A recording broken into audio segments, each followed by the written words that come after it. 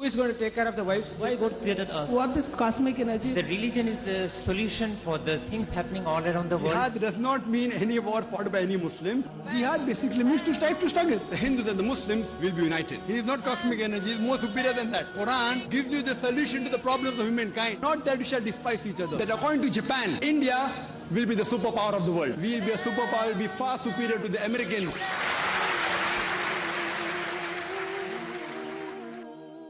Alhamdulillah, wassalatu wassalamu rasulillah wa ala alihi wa sahbihi ajmain. Amma ba'd. A'udhu billahi minash shaitanir rajim. Bismillahir rahmanir rahim. Udu ila sabri rabbika bil hikma wal mau'izatil hasana wajadilhum billati ahsan. Rabbi shrah li sadri wa yassir li amri wahlul 'uqdatam min lisani yafqahu qawli. সবাইকে স্বাগত জানাই Islamic সম্ভাষণে। আসসালামু আলাইকুম ওয়া রাহমাতুল্লাহি ওয়া বারাকাতুহু। আল্লাহর দয়া, শান্তি ও রহমত আপনাদের সবার উপর বর্ষিত হোক। আপনারা ইসলাম ও কম্পারেটিভ রিলিজিয়নের উপরে যে কোনো প্রশ্ন করতে পারেন। যদি কেউ প্রশ্ন করতে চান তাহলে করতে পারেন। আসসালামু আলাইকুম। ওয়ালাইকুম আসসালাম ওয়া রাহমাতুল্লাহ। কোনো কাজে নিয়ত খুব গুরুত্বপূর্ণ, তবে কোনো ভালো কাজ করার সময় মাথায় অনেক চিন্তা আসতে পারে। তাহলে একজনের নিয়তকে বিচার করবেন কিভাবে, আর নিয়তকে বিশুদ্ধ করা যায় কিভাবে? বোন প্রশ্ন করলেন যে যখন আমরা কোনো ভালো কাজ করি আমাদের একটা নিয়ত থাকে, আর সে সময় মাথায় অনেক চিন্তা আসে, কখনো কখনো হয়তো শয়তান কুমন্ত্রণা দেয়। বিচার করব কিভাবে যে নিয়তটা ভালো অথবা খারাপ, বা সেই কাজটা ভালো অথবা খারাপ। এখন কাজের কথা যদি বলতে হয়, কোরআন ও হাদিসে গাইডলাইন দেয়া আছে কিভাবে কাজগুলো করতে হবে, সেটা ভালো না খারাপ। এখন এটার পাশাপাশি মাথায় অন্য ধরনের কিছু চিন্তা আসতে পারে। যেমন ধরেন একজন লোক ধর্ম প্রচার করছে, আর আলহামদুলিল্লাহ তিনি সফল, আর হাজার হাজার লোক তার লেকচার শোনে। তার মনে প্রশ্ন আসতে পারে, ধর্ম প্রচার করছেন কি খ্যাতির জন্য, নাকি এটা করছেন আল্লাহর জন্য? একজন দায়ীর মনে এই প্রশ্নটা আসতে পারে। আর অনেক সময় সিদ্ধান্ত নিতে হয় তাদের কাজগুলো দেখে। আমাদের নবীজির প্রথম যে হাদিসটা আছে সহিহ বুখারীতে, ইন্নামাল আমালু বিন্নিয়াত, অর্থাৎ নিয়ত গুরুত্বপূর্ণ। কাজের বিচার করা হয় নিয়ত দিয়ে। নিয়তটা গুরুত্বপূর্ণ, আর নিয়ত খুবই গুরুত্বপূর্ণ। তবে এখানে যদি হয় নিয়ত আছে কাজ নেই, এতে হবে না। নিয়তটা এখানে আসল জিনিস, এটা দিয়েই কাজ করছেন। আর এটার সঙ্গে লোকে বলে আমের সঙ্গে আটিও পাবেন, আম কিনলে সঙ্গে আটিটাও পাবেন, আটি ছাড়া আম কিনতে পারবেন না। তাহলে এরকম অনেক ব্যাপার আছে। যেমন ধরেন মুহাম্মদ সাল্লাল্লাহু আলাইহি সাল্লাম, তিনি হলেন সবচেয়ে সফল মানুষ এই পৃথিবীতে, সবচেয়ে সফল মুসলিম, সবচেয়ে সফল নবী, আলহামদুলিল্লাহ। এছাড়াও তিনি হলেন এই পৃথিবীর সবচেয়ে প্রভাবশালী মানুষ, পৃথিবীর সবচাইতে বিখ্যাত মানুষ। লোকজন তার নামে অভিযোগ করে যে নবীজি মুহাম্মদ সাল্লাল্লাহু আলাইহি ওয়াসাল্লাম নাউজুবিল্লাহ এগুলো করেছিলেন খ্যাতির জন্য। অনেকেই অভিযোগ করে। আমার লেকচারে বলেছিলাম is the Quran God's word. আমি পশ্চিমাদের দেয়া বিভিন্ন অভিযোগের কথা বলেছি, সন্দেহবাদীদের কথা বলেছি। তবে লোকজন এখানে অন্য আর অভিযোগ করেছে। নবীজিকে নিয়ে অনেকে হয়তো বলে তিনি করেছিলেন টাকার জন্য, সম্পদের জন্য করেছিলেন, এরকম আরো অনেক কিছু। এবার নবীজির জীবনটা একটু ভালো করে দেখেন যে মক্কা শহরের মুশরিকরা তাকে রাজা বানাতে চেয়েছিল। একবার নবীজি যখন ধর্ম প্রচার করতে গেলেন, কুরাইশ আর অন্যান্য গোত্রের সব নেতারা তখন নবীজিকে বলল, তোমার ধর্মটা তুমি বাদ দাও, আমরা তোমাকে রাজা বানাবো, এই পৃথিবীর সব সম্পদ দিয়ে দেব। নবীজি বললেন, যদি সূর্যকে আমার ডান হাতে রাখো আর চাঁদকে আমার বাম হাতে, তারপরও আমি আল্লাহর ধর্মকে ত্যাগ করব না। এতেই প্রমাণিত হয় যে নবীজি এই কাজগুলো অর্থ সম্পদের জন্য করেননি। একইভাবে পুরো জীবনটাকে দেখেন, ভালো কাজের সময় যদি মাথায় কোনো চিন্তা আসে সেটাকে পরীক্ষা করতে হবে, এটাই কি সেটা নাকি অন্য কিছু। হয়তো সে চিন্তাটা ঠিক, হয়তো অনিচ্ছাকৃতভাবে আপনি এই কাজটা করছেন খ্যাতির জন্য, সেটা ঠিক না। আর মানুষ ভুল করতে পারে, কোনো মানুষই বলবে না সে পারফেক্ট। তাহলে এখানে দেখতে হবে যে আপনার কাজ সেটা যেন আল্লাহ তাআলা এবং তার রাসূলের জন্য হয়। আপনি যে কাজই করেন, ধর্মপ্রচার বা অন্য কোনো ভালো কাজ ইত্যাদি, দুটো দিকই চিন্তা করতে হবে। আর তখনই বুঝতে পারবেন যে এটা টাকার জন্য কি। আচ্ছা, পরীক্ষা করে দেখলাম তিনি টাকার জন্য করছেন না, তাহলে কি খ্যাতির জন্য? আর এভাবে আমরা নিজেদের কাছে একেবারে পরিষ্কার থাকব। অন্যরা যা বলে বিশ্বাস করেন, সেটা নিয়ে ভাববেন না। কারণ আপনারা হয়তো জানেন পৃথিবীতে যে মানুষটার বিরুদ্ধে সবচেয়ে বেশি বই লেখা হয়েছে তিনি মুহাম্মদ সাল্লাল্লাহু আলাইহি ওয়াসাল্লাম। তাই যদি বলেন যে মানুষটার বিরুদ্ধে সবাই কথা বলে সেই লোকটা সম্ভাবনা বেশি যে সে খারাপ, তাহলে নবীজি সাল্লাল্লাহু আলাইহি ওয়াসাল্লাম নাউজুবিল্লাহ তার বিরুদ্ধে সবচেয়ে বেশি বই লেখা হয়েছে, তার মানে এই না নাউজুবিল্লাহ তিনি খারাপ। নিঃস্বার্থভাবে তিনি কাজ করে গেছেন, তিনি সর্বশ্রেষ্ঠ নবী। তারা যখন আমাদের নবীকে ছাড়ছে না, তাহলে আপনি আমি কে? তাই অন্যদের কথা নিয়ে মাথা ঘামাবো না, বরং আমরাই বিচার করব কোরআন ও হাদিসের উপর নির্ভর করে। এটা সবসময় বলি। তবে এর পাশাপাশি এমন লোকও পাবেন যারা ইসলামকে ব্যবহার করছে খ্যাতির জন্য, অর্থ সম্পদের জন্য। এমন অনেক লোকই আছে, তারা ইসলামের লেভেলটা লাগায়, এটা করে টাকার জন্য। ইসলামের লেভেলটা লাগিয়ে তারা নিজেদের স্বার্থ উদ্ধার করে। তাহলে একজন মুসলিম হিসেবে ব্যাপারটা আমাদের বিচার করতে হবে। আর বিচার করতে গেলে মানুষ কি বলছে সেটা শুনবেন না, দেখবেন কোরআন এবং হাদিস। আর সেজন্যই দায়ীদের মধ্যে আমরা যখন কোনো মিটিংয়ের ব্যবস্থা করি, আমি সবসময় বলি কোরআন হাদিসকে ভিত্তি করে বলেন। আর লোকে যা বলে, হ্যাঁ তারা যা বলে সেটা শোনেন, কালা হয়ে বসে থাকবেন না। তবে দেখেন সে কথাগুলো কেমন। মানুষ অনেক অভিযোগ করতে পারে, মানুষের সেই অভিযোগ ঠিকও হতে পারে, ভুলও হতে পারে। তবে আমি একজন দায়ী হিসেবে আপনাকে বলবো, কোরআন এবং হাদিস মেনে চলার চেষ্টা করুন। মাথায় খারাপ চিন্তা আসবেই, এটা করে শয়তান।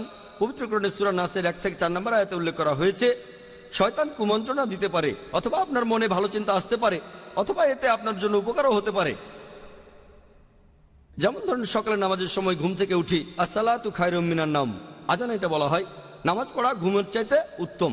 শয়তান বলবে সবেমাত্র তো সময় হলো, 1 ঘন্টা আছে, 1 ঘন্টা হাতে সময় আছে, আরো 15 মিনিট ঘুমিয়ে নাও। আবার হয়তো উঠতে যাচ্ছেন, এখনো 45 মিনিট বাকি আছে, নামাজ পড়ো। বলছি না যে নামাজ পড়ো না, তবে আর 15 মিনিট ঘুমিয়ে নাও, 45 মিনিট বাকি আছে। এটা তো অনেক সময়। তারপর আধ ঘন্টা 10 মিনিট সময় চলে গেল, আপনি দেখলেন সময় শেষ। তাহলে মাথায় খারাপ চিন্তাগুলো আসতে পারে, খারাপ কাজ। আমাদের নবীজি বলেছেন যত তাড়াতাড়ি সম্ভব নামাজ পড়ো। যদি আপনারা এই হাদিসটা জানেন, হাদিসটা বলছে যত তাড়াতাড়ি সম্ভব, তাহলে আপনি ভুল করা থেকে বেঁচে যাবেন। শুধু এশার নামাজটা বাদে তখন জেগে থাকেন। তাহলে বুঝতে পারছেন এমনটা প্রায় হয়। হয়তো আপনি অফিসে আছেন, তখন নামাজের সময় হলো। আমাদের প্রত্যেকের ক্ষেত্রে এটা হয়, হোক সেটা আপনি বা আমি। হয়তো দরকারি কোনো কাজ করছেন, যখনই নামাজের সময় হবে নামাজ পড়া উচিত, যত তাড়াতাড়ি সম্ভব। তবে কোনো কোনো ক্ষেত্রে দেরি করতে পারেন, নবীজি অনুমতি দিয়েছেন, এটা হারাম না দেরি করাটা। তবে সময় মতো নামাজ পড়াটা মুস্তাহাব। কোরআন হাদিস থেকে আমরা এই গাইডলাইনগুলো পাই। আর যদি আপনার নিয়ত আর কাজগুলোতে কোরআন এবং হাদিস মেনে চলেন, তাহলে বুঝতে পারবেন আপনার অবস্থানটা কোথায়। আশা করি উত্তরটা পেয়েছেন। বোন, কোনো ভাই প্রশ্ন করবেন? হ্যাঁ করেন। আসসালামু আলাইকুম। ওয়ালাইকুম আসসালাম রহমতুল্লাহ। আমার প্রশ্নটা হলো, আল্লাহকে কে সৃষ্টি করেছেন যার শুরু নেই শেষও নেই? ভাই আপনি প্রশ্ন করলেন যে আল্লাহ তাআলাকে কে সৃষ্টি করেছে। সাধারণত আমি এই প্রশ্নটার উত্তর দেই আরেকটা প্রশ্নের মাধ্যমে। আমি প্রশ্ন করি যে আমার বন্ধু জন, সে হাসপাতালে ভর্তি হয়েছে, সেখানে সে একটা বাচ্চার জন্ম দিল। বাচ্চাটা ছেলে না মেয়ে? আমার বন্ধু জন, সে হাসপাতালে ভর্তি হয়েছে, সে একটা বাচ্চা জন্ম দিয়েছে। বাচ্চাটা ছেলে না মেয়ে বলতে পারবেন? বলতে পারবেন বাচ্চাটা ছেলে না মেয়ে? কেউ পারবেন বাচ্চাটা ছেলে না মেয়ে বলতে? এখানে ঘটনাটা হলো, ভাই জন একজন পুরুষ, সে কিভাবে বাচ্চার জন্ম দেবে? যেহেতু সে বাচ্চার জন্ম দিতে পারবে না, তাই বাচ্চাটা ছেলে না মেয়ে এই প্রশ্নটা সেখানে আসবেই না। একইভাবে আল্লাহ সুবহানাহু ওয়া তাআলার সংজ্ঞা হচ্ছে সত্যিকারের ঈশ্বরের, সেটা তিনি সৃষ্টি হননি, তিনি কারো সন্তান নন, তিনি জন্মাননি। যখনই প্রশ্ন করেছেন আল্লাহকে কে বানিয়েছে, আল্লাহ সুবহানাহু ওয়া তাআলার সংজ্ঞা হলো সত্যিকারের ঈশ্বরের সংজ্ঞা, তিনি সৃষ্টি হননি। তাহলে আমি যদি বলি XYZ হলো বানানো ঈশ্বর, সে সত্যিকারের ঈশ্বর না। এমন কোন ঈশ্বরের কথা যদি জানেন যার একজন স্রষ্টা আছে, সে ঈশ্বর নয়। কেউ বললো যে অমুক ঈশ্বরকে সৃষ্টি করেছে X অথবা অন্য কেউ, এই ঈশ্বর সত্যিকারের ঈশ্বর নয়, কারণ ঈশ্বর সৃষ্টি হননি, সে মিথ্যা ঈশ্বর। সেজন্য আমরা শাহাদায় বলি লা ইলাহা ইল্লাল্লাহ, কোন ঈশ্বর নেই শুধু আল্লাহ ব্যতীত, ইল্লাল্লাহ। তাহলে বুঝতে পারছেন যে আল্লাহ সুবহানাহু ওয়া তাআলার একটা সংজ্ঞা হলো তার কোনো শুরু নেই, শেষ নেই, তিনি সৃষ্টি হননি। তাহলে আল্লাহ সুবহানাহু ওয়া তাআলাকে কেউ সৃষ্টি করেনি, তিনি হলেন একা। আর বিশ্বজগতে কখনো সৃষ্টি হননি এমনটা হলেন আল্লাহ সুবহানাহু ওয়া তাআলা। অন্য সবকিছু তিনি সৃষ্টি করেছেন প্রত্যক্ষ বা পরোক্ষভাবে। ঠিক, তাহলে বুঝতে পারছেন যে আল্লাহ সুবহানাহু ওয়া তাআলা তার একটা বৈশিষ্ট্য হলো সৃষ্টিকর্তা। এছাড়াও আল্লাহ তাআলার আরো অনেক বৈশিষ্ট্য আছে। একটা বৈশিষ্ট্য, তিনি সৃষ্টিকর্তা, সবচেয়ে বড় সৃষ্টিকর্তা। আর তিনি সৃষ্টি হননি, তিনি সবকিছু স্রষ্টা, সবকিছু তার উপর নির্ভর করে, তবে তিনি কোনো কিছুর উপর নির্ভর করেন না। আশা করি উত্তরটা পেয়েছেন। বিস্তারিত ভাই প্রশ্ন করলেন যে আমার কোন ক্যাসেটে বিস্তারিত আছে। আমার লেকচার দেখেন, is the Quran God's word. আমার লেকচার, তারপরে প্রশ্নোত্তর পর্ব সব মিলিয়ে আনুমানিক 3.5 ঘন্টা। সেখানে এ সম্পর্কে বিস্তারিত জানতে পারবেন। এই প্রশ্নটাও সেখানে করা হয়েছিল, উত্তরটা আরো বিস্তারিত পাবেন সেখানে। আশা করি উত্তরটা পেয়েছেন। কোনো ভাই কি প্রশ্ন করবেন? হ্যাঁ ভাই। আমার প্রশ্নটা সূরা আল আসরের উপর। 4টা মানদণ্ড আছে: ঈমান, সৎকর্ম, মানুষকে সত্যের আর ধৈর্যের উপদেশ দেয়া। এটা কি মানুষকে উপদেশ দেয়া নাকি নিজে সত্য আর ধৈর্যের পথে থাকা? কারণ এখানে যে অনুবাদটা পড়েছি, মানুষকে উপদেশ দেয়া, আরবিতে কি এটাই আছে নাকি নিজেকে সত্যর পথে রাখা? ভাই প্রশ্ন করলেন পবিত্র কোরআনের সূরা আসরের অনুবাদ নিয়ে। ওয়াল আসরি ইন্নাল ইনসানা লাফি খুসর ইল্লাল্লাযিনা আমানু ওয়া আমিলুস সালিহাতি ওয়া তাওয়াসাউ বিল হক ওয়া তাওয়াসাউ বিস সাবরি। ঈমান আনা এবং সৎ কাজ করার পাশাপাশি মানুষকে সত্যের উপদেশ দেয় আর ধৈর্য ও অধ্যবসায়ের উপদেশ দেয়। এটা ওয়া তাওয়াসাউ বিল হক। এখানে সত্যবাদী হওয়ার পাশাপাশি আপনি সত্যের উপদেশ দেবেন, তাহলে আপনি সত্যবাদী হবেন। না হয়ে মানুষকে উপদেশ দেবেন না, তাহলে সত্যবাদী হবেন। আর এছাড়াও ন্যায়পরায়ণ হবেন।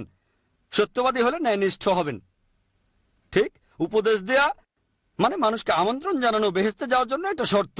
উপদেশ না দিলে আপনি বেহেশতে যেতে পারবেন না যদি আল্লাহ ক্ষমা না করেন। এই সম্পর্কে আগেও বলেছি, আল্লাহ যদি ক্ষমা করে দিয়ে বেহেশতে পাঠান সেটা আলাদা কথা। তবে সাধারণভাবে ঈমান ও ন্যায়নিষ্ঠতা এগুলো থাকার পাশাপাশি মানুষকে সত্য আর ধৈর্যের উপদেশ দেয়া, এটা খুবই গুরুত্বপূর্ণ।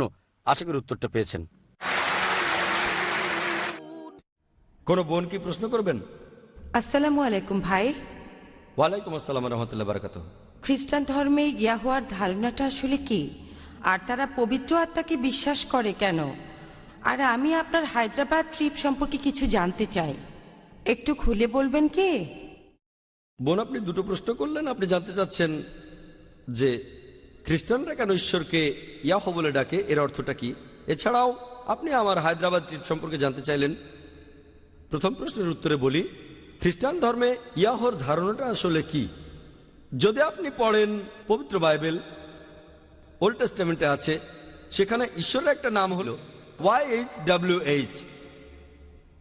এটা একটা হিব্রু শব্দ। হিব্রুতে সাধারণত ভাওয়েলগুলো লেখা হয় না। যদি ভাওয়েলগুলো বসান YHWH এর সাথে, এটা হবে ইয়াহোয়া। সাধারণত তারা আগে একটা জে লাগায়, যেমন ইনুস হয়ে যায় জোনা আলাইসাল্লাম। ওয়াই এর আগে একটা জে লাগায়, তাহলে ইয়াহো হয়ে যায় জেহোয়া। তাহলে ঈশ্বরের নামগুলোর একটা, তারা বলে জেহোয়া বা জেহোভা। আর খ্রিস্টান ধর্মে একটা দল আছে যাদের বলা হয় জেহোভাস উইটনেস বা জেহোবার সাক্ষী। তাহলে এটা হলো ঈশ্বরের একটা নাম, YHWH। এটা আছে ওল্ড টেস্টামেন্টে, সেখানে দেখবেন যে ঈশ্বরকে বলা হয়েছে ইয়াহোয়া, বাইবেলে আছে। এটা ঈশ্বরের একটা নাম।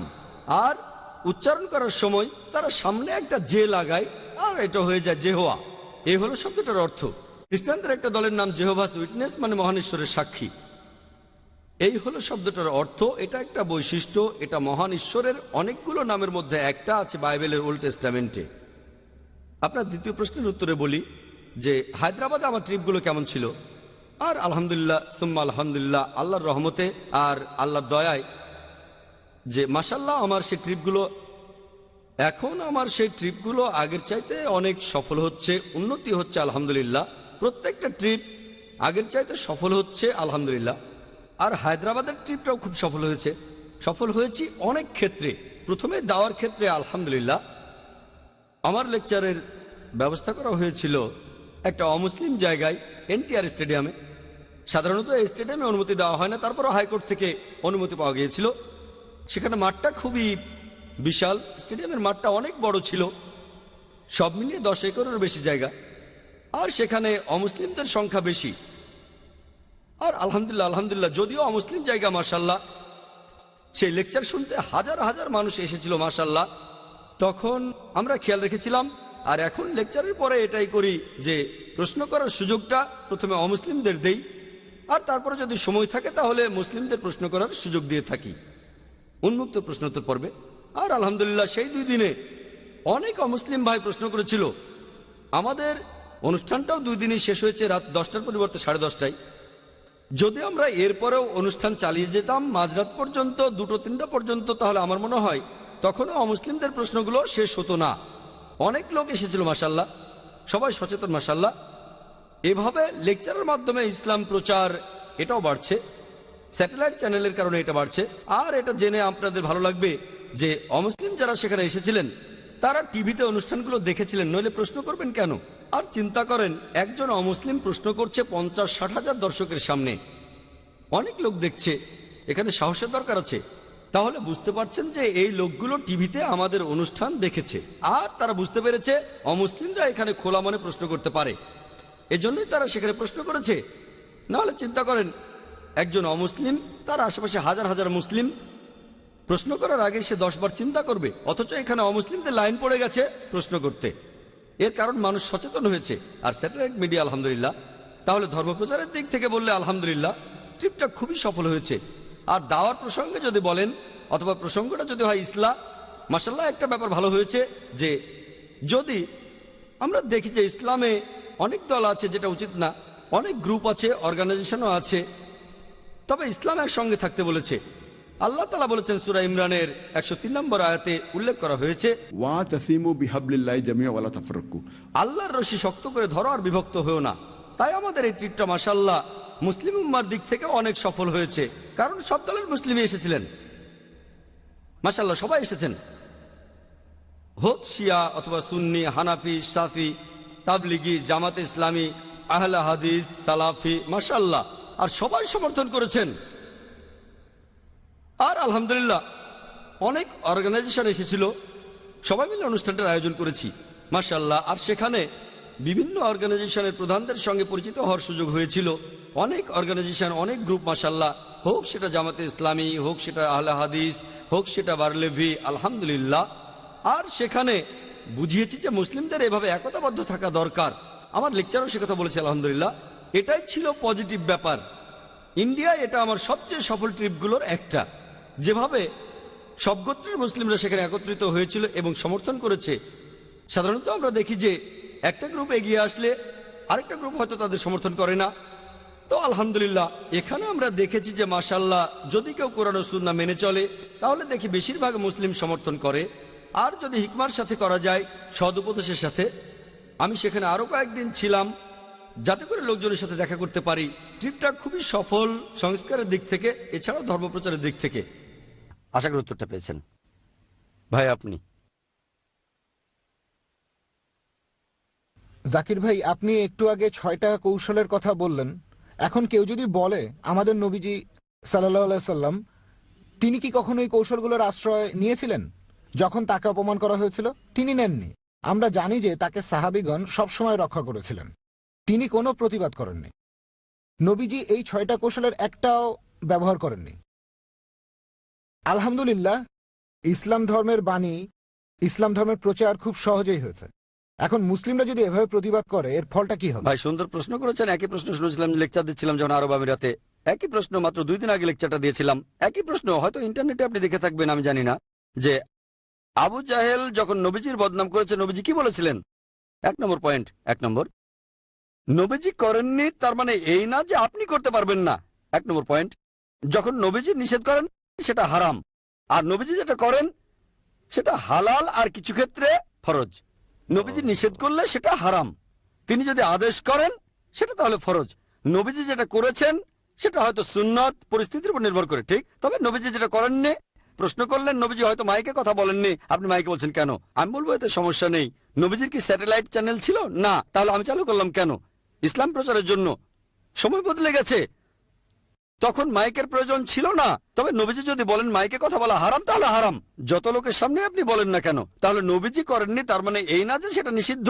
নবীজি মেডিকেল কলেজে পড়েননি, ঠিক, সাহাবাগণও পড়েননি, তার মানে এই না যে আপনি পড়বেন না। হ্যাঁ, তবে আপনি বলতে পারেন যে নবীজির দৃষ্টান্ত হলো এটা। আপনার কথাটার যথেষ্ট গুরুত্ব আছে। আর সেখানে নবীজিকে তার নিজের নামে করা বদনামগুলো শুনতে হয়েছে। আবু জাহেল সব সময় নবীজির উল্টো বলতো। নবীজি বললেন কালো, সে বলল সাদা, দিন বললে রাত, 100% শত্রু।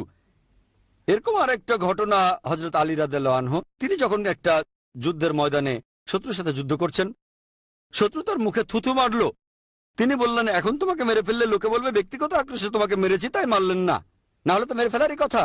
সেটা যুদ্ধের ময়দান, লোকটা মুসলিমদের মারছে, আলী তাকে মারতে গেলেন, সে আলীর মুখে থুতু দিল। হযরত আলী বললেন আমার মুখে থুতু মেরেছো বলে তোমাকে ছেড়ে দিলাম, লোকে যাতে না বলে আমাকে থুতু দিয়েছো বলে আমি তোমাকে মেরেছি, তোমাকে আমি মারবো তবে আল্লাহর কারণেই। তাহলে এই হলো পার্থক্যটা, লোকটার মরে যাওয়া উচিত কিন্তু মুখে থুতু দিয়েছে বলে হযরত আলী তাকে মারলেন না। তাহলে এটাই হলো আসল ব্যাপার। এভাবে বলা উচিত না যে নবীজি এত মহান, তার বদনাম করলে তিনি কিছু বলেন না, আমরাও বলবো না। তাহলে আল্লাহ কেন বলেছেন? আল্লাহ পবিত্র কোরআনে বলেছেন হয় তাকে মেরে ফেলো। আল্লাহ নবীজির চাইতে অনেক উপরে, যে আল্লাহ রাসূলের বিরুদ্ধে যুদ্ধ করে হয় তাকে মেরে ফেলো, নয়তো ক্রুশবিদ্ধ করো, হাত আর পা কেটে ফেলো, নয়তো নির্বাসন দাও, এই চারটা অপশন। এখন নবীজির জন্য এটা ব্যক্তিগত, তিনি ক্ষমা করতে পারেন, ঠিক। তবে নবীজির বদনাম শোনার পর কেউ যদি বলে নবীজি ক্ষমা করেছেন আমিও ক্ষমা করলাম না, আপনি খলিফা হলে এখানে ক্ষমা করতে পারবেন না, আপনি সাধারণ মানুষ হলে মৃত্যুদণ্ড দিতে পারবেন না, ক্রুশবিদ্ধ করতে পারবেন না, হাত পা কাটা বা নির্বাসন দিতে পারবেন না। তাহলে আমি কি করব? নবীজি নির্দেশ দিয়েছেন যদি খারাপ কোনো কিছু দেখো পারলে তোমার হাত দিয়ে থামাও অথবা তোমার মুখ দিয়ে, এগুলো করতে না পারলে মনে মনে অভিশাপ দাও। এটুকু এখন মুসলিমরা করে না, এটুকু করলে আপনি হবেন একেবারে নিচু স্তরের মুমিন। তাহলে সবকিছুই আসলে পরিস্থিতির উপর নির্ভর করে। সে সময় মিডিয়া ছিল না, কোর্টে কেসও করা যেত না, এগুলো তখন ছিল না। শান্তিপূর্ণ প্রতিবাদ তখনও ছিল, সে আমলেও শান্তিপূর্ণভাবে প্রতিবাদ করা যেত। নবীজির অনেক সাহাবী বিখ্যাত যোদ্ধা ছিলেন, তারা প্রতিবাদ করতে চাইতেন, নবীজি বলতেন না, শান্তিপূর্ণ প্রতিবাদ। পাথর মেরেছে তবুও বলেছেন লা ইলাহা ইল্লাল্লাহ, প্রতিবাদ করেননি। পাথর মেরেছে, গালাগালি দিয়েছে, অত্যাচার করেছে, মেরে ফেলেছে, কিন্তু মুসলিমরা প্রতিবাদ করেনি। অনেক সাহাবী তখন নবীজিকে বলেছেন আমাদের মধ্যে যাদের মেরে ফেলা হয়েছে তাদের হয়ে প্রতিশোধটা নেই। যে লোকটা খুবই বিখ্যাত যোদ্ধা, নবীজি বলেছেন প্রতিশোধ নিও না, সেটাই তার জন্য বড় জিহাদ। আঘাত করা সোজা, আমাকে কেউ মারলো আমিও মেরে দিলাম, আমি মারতে পারি, আর নবীজি বললেন মেরো না, শেষ। তারপর যখন মদিনায় গেলেন তখন অনুমতি পেলেন। নবীজি এক এক সময় এক এক পদ্ধতিতে এগিয়েছেন। সে সময় মুসলিমদের মধ্যে বিখ্যাত যোদ্ধা ছিল হযরত হামজা, মাশাআল্লাহ, হযরত ওমর বিখ্যাত যোদ্ধা। তারা ভয় পেত না যে সামনে 100 জন না 1000 জন, কিন্তু নবীজি তাদের অনুমতি দেননি। এটাই হলো জিহাদ। প্রতিশোধ নিতে পারতেন কিন্তু নবীজি বললেন সময় হয়নি। এক এক সময় পদ্ধতিটা এক এক রকম। এখন নবীজির প্রসঙ্গে যদি বলেন, নবীজিকে বদনাম করা হলে তিনি যদি বলতেন যাও ওদের মেরে ফেলো, এটার ফল হতো নেগেটিভ, বুঝলেন? আল্লাহ কোরআনে যা বলেছেন কোনো হাদিসই তার বিরুদ্ধে বলবে না। এখানে দেখতে হবে প্রসঙ্গটা, আর আমাদের বুঝতে হবে নবীজি কিন্তু আল্লাহর বিরুদ্ধে যাননি, আল্লাহর বিরুদ্ধে যাননি, এটা তার ব্যক্তিগত ব্যাপার, ব্যক্তিগত ব্যাপার। যদি এমনটা হয়, ধরেন কোন লোক আমার ঘরে চুরি করলো, আমি ক্ষমা করে দিলাম, কিন্তু যদি বিচারক হই পারবো না, চুরি প্রমাণিত হলে হাত পা কেটে ফেলতে হবে। আর নবীজি বলেছিলেন আল্লাহর কসম আমার মেয়ে হযরত ফাতিমা যদি চুরি করে তাও হাত পা কেটে ফেলো। কেউ একজন ক্ষমা করার কথা বলেছিল, ব্যক্তিগতভাবে আমার বাড়িতে চুরি করলে ক্ষমা করে দিতে পারি, কিন্তু আমি যদি বিচারক হই আর বিচার করতে হয় তাহলে শরিয়া মানবো, ব্যক্তিগতভাবে ক্ষমা করতে পারি। তাহলে এটাই হলো ইসলাম ধর্মের সৌন্দর্য, মাশাআল্লাহ, ইসলামের মানবতা, যে নবীজি ক্ষমা করে দিয়েছেন, এটাই মহত্ব। নবীজির তখন ক্ষমতা ছিল, প্রতিশোধ নিতে পারতেন, তারপরও ক্ষমা করলেন, এতে নবীজি উপরে উঠলেন। শ্রী শ্রী রবিশঙ্করের চাইতে, যীশু খ্রিস্টের চাইতে উপরে উঠলেন। আমরা এই কথাগুলো প্রচার করব।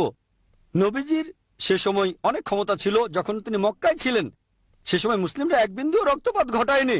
মক্কা বিজয়ের পর নবীজি প্রথমে বললেন এখানকার সব মানুষ নিরাপদ, তোমাদের কোনো ক্ষতি হবে না।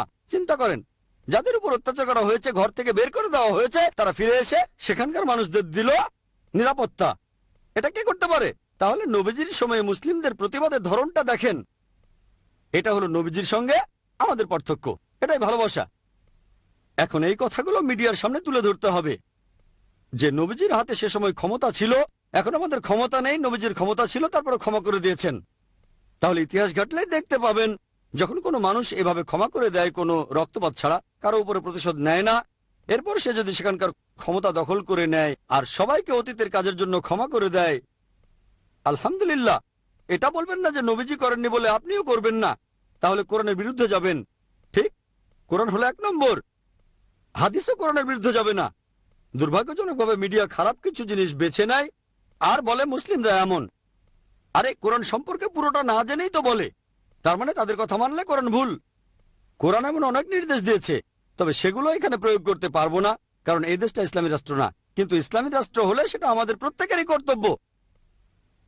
ঠিক, ভায়োলেন্স সামান্য হলেই ভালো ঠিক নয় এমন নয়, এটাও ঠিক। এ ব্যাপারে অন্যান্য লেকচারেও বলেছি, সালমান রুশদি, তাসলিমা নাসরিনকে নিয়ে বলেছিলাম, সেখানে প্রয়োজন ছিল। বিতর্কটা হয়েছিল একটা অমুসলিম দেশে, সেটা যদি মুসলিম দেশে হতো ফিনিশ।